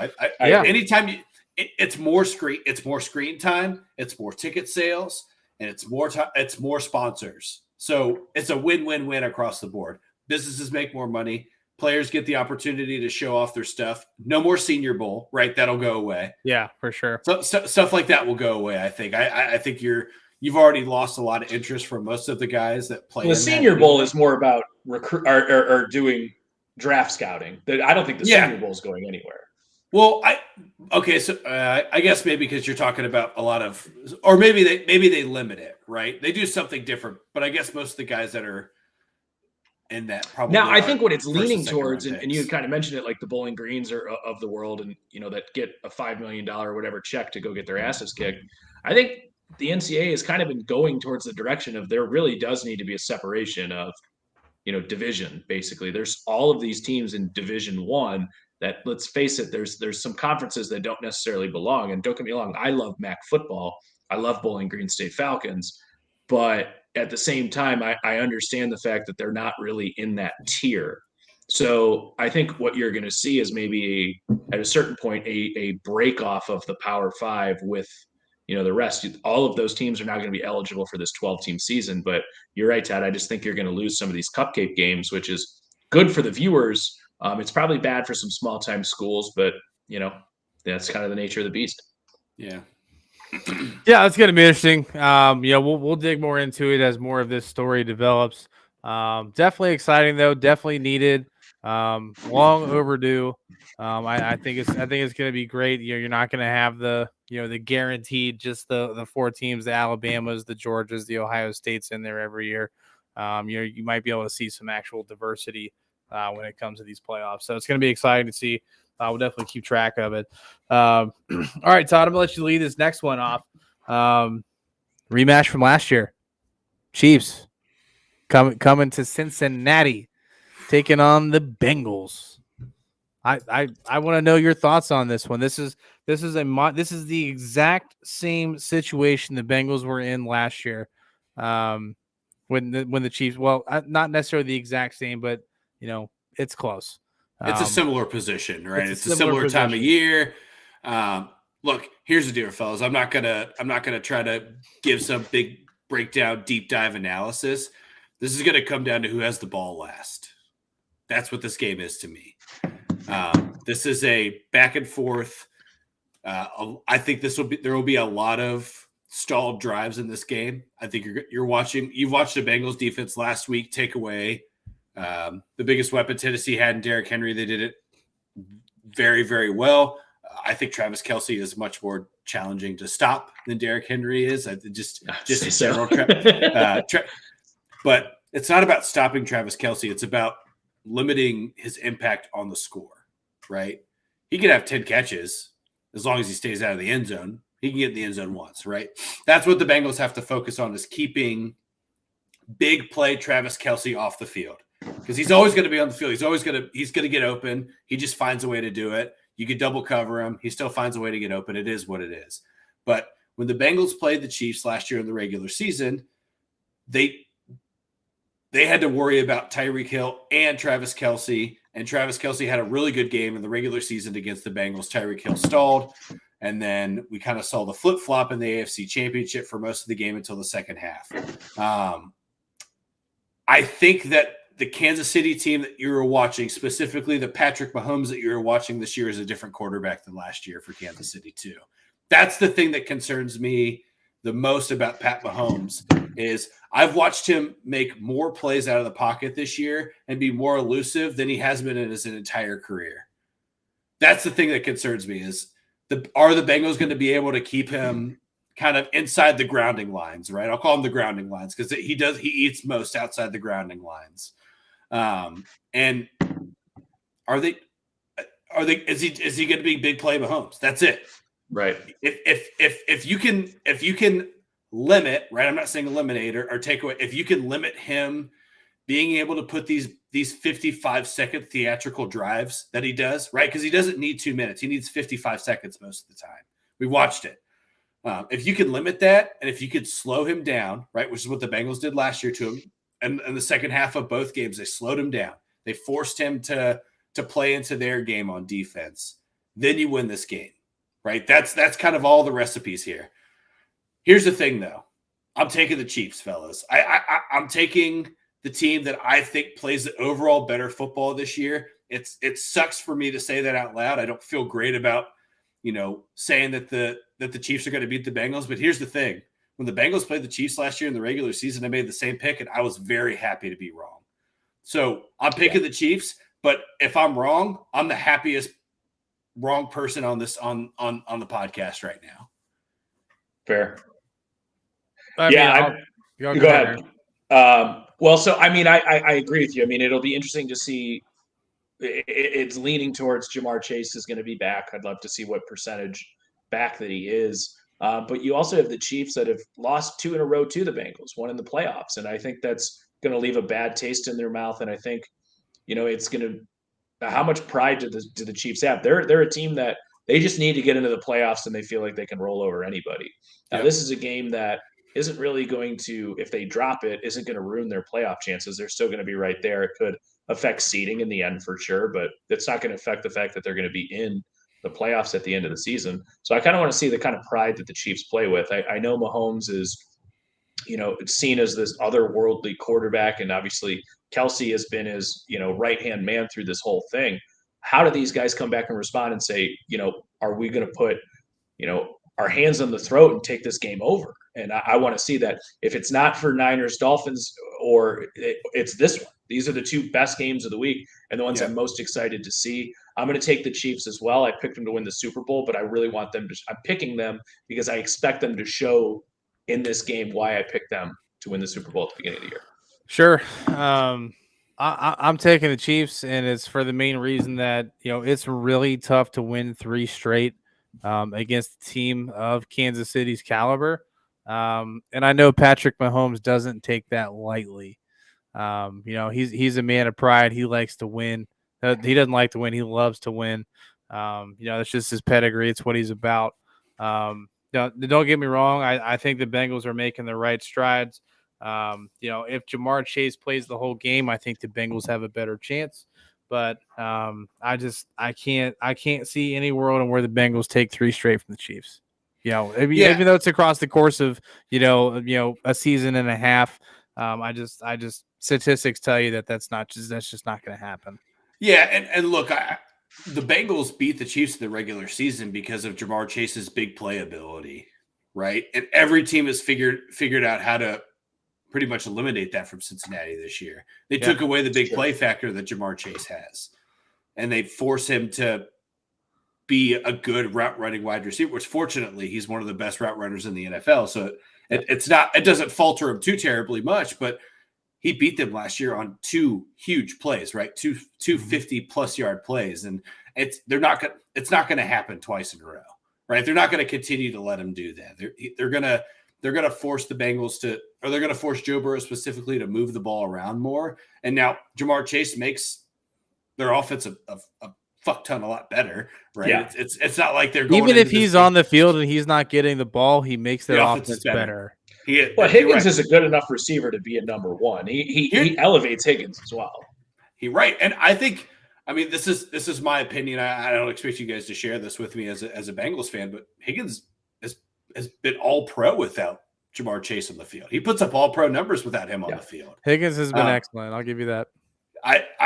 I think that he deserves to be in a top 15 conversation after watching him play the last few weeks. He puts the position that he puts the Bengals in, or he could put any team in. You don't take the Bengals out. He could put any team in with his ability to catch the ball on the sideline and to be able to create force contact without having to catch the ball necessarily. He causes a ton of pass interference penalties because of his ability to get open. He's a great athlete. I think he's been overshadowed, fortunately, because he has such a talent in Jamar Chase with him, that you got to see him for the last 4 weeks showcase himself, and it's been exceptional. Yeah. So I know we've been out for a while, so real quick, I just want to go around.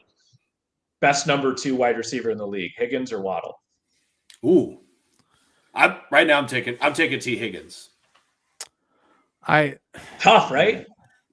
That's a great question. I'm taking Jalen Waddle. I love T. Higgins. If somebody said, "Hey, you can sign T. Higgins to the Steelers tomorrow," I am fucking jumping for joy.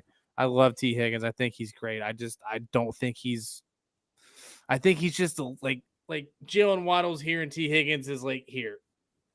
I'm with you, Bobby. I think they're both can stand alone on their own right. Absolutely. They could both be number 1 somewhere. They're right there. Yeah. They're both. They're the best number 2. I like Waddle more than I like Higgins. That's fair. Yeah, Waddle's the better overall athlete, I think, in terms of just pure athleticism and speed. But Higgins is a big. Yeah, dog. It's a close big 2-3 conversation there. So, all right. So we've all got the Chiefs. I'm interested to see where Corey goes if he sticks with his heart, or if he goes with his head. I would imagine he goes with the Bengals in this one. He'll take the Bengals. We did the same thing last year. He's gonna throw the poncho on, and he's gonna be 16 Miller Lights deep, and just absolutely raving for the Benjis on Sunday, as will Todd. I will be there watching that with you, so I'm excited. It's a great slate. 1 o'clock, 4 o'clock. Yeah, it's good games this week, man. Good games across the board for the most part. I think we've only had a couple that we're not split on, at least to this point. We obviously don't have Corey's picks, but next 2, I don't think that's what I was saying. Then we get into the prime times. The prime times are really underwhelming this week. We've got the Colts and the Cowboys. Cowboys have been absolutely rolling. I've got the Cowboys. I'm assuming you guys do as well. Yeah. We don't need to talk much about it. I just looked though. I was like, oh, why are the games so good this week? The team's on a bye. Cardinals, Panthers. I don't have to watch that shit. Fair enough. All right. So we won't spend. I don't have anything to talk. I mean, the Cowboys have been on a roll these last couple defense weeks. Is just their defense, I think, insane. is finally stepping into their like what they should have been the whole year. Yeah, they just look so good. They're gonna murder the Colts. The Colts have zero. I mean, they're gonna shut Jonathan Taylor down, and the Colts will have nothing. I'm worried about Matt Ryan being able to walk off the field after. Yeah, he's gonna get on his own 2 feet. He's gonna get crushed a lot. Yeah, he's gonna get fucking demolished, and he's not a young buck anymore. So yeah, I mean that's an easy one. Monday night game, we got the Saints on the road in Tampa Bay. I'm taking Tom Brady in the Bucs. I don't think anything else needs to be said for me. Todd, who you got? Yeah, I got TB12 at home. It's hard to bet on the Saints right now too. Yeah. Cool. Yeah, I mean, I watched the full Browns Buccaneers game last week, and I don't think enough has been said about how off they look. Like their division is terrible, so they're still in a good spot where they can make the playoffs, and everyone just wants to say, well, get Tom Brady into the playoffs and he'll do his thing. Nope. His timing is off. He just doesn't look like the same guy. I believe it was like I saw a stat where he was it was some ungodly number in zero with a 7-point lead and 2 minutes to go in a game. It was like 208-0 or some unridiculous number. And the Browns were the first team to beat him in that situation. He just does not look to be the same. Now, on the other side of the ball, you have a Saints team that is sputtering, and their only win in the last 5 is against an injured up Rams team. And I'll take Tom Brady as well, but this is just a bad division. And Tom Brady and the Bucs just don't look intimidating at all. Yeah. Nothing is fluid. The only thing at Tampa that I enjoy watching is I like watching Rachaad White play. Yeah. Yeah, he's good, but dude, I'm telling you, watching that game, I couldn't believe how conservative Todd Bowles was. There's no reason we should have been in there at the end. They punted, I think, their last 6 possessions. Yeah. I loved it. My pick last week would also agree with you. I took the Brownies. I knew they were going to send Jacoby off right.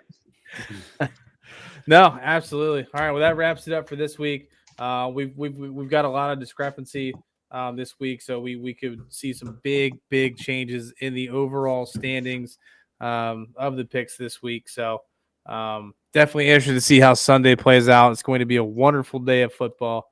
We definitely hope you guys all enjoy. But chat, I think we're going to leave you guys there. We're hitting that 2-hour mark. Definitely lit appreciate chat it. Tonight. Was lit a chat. lit chat yeah, tonight. Thank you all. Thank you all so much. Incredible. We had a lot of great things to talk about, college, NFL. If you guys aren't watching USA on Saturday, I don't know what you're doing. 10 a.m. Fox USA. Have a Bloody Mary. They are playing the Netherlands. Make sure you tune into that, and then obviously catch some football on Sunday, and we'll be back here next week to discuss it all. We love you guys. We appreciate it, and we will catch you guys next Wednesday.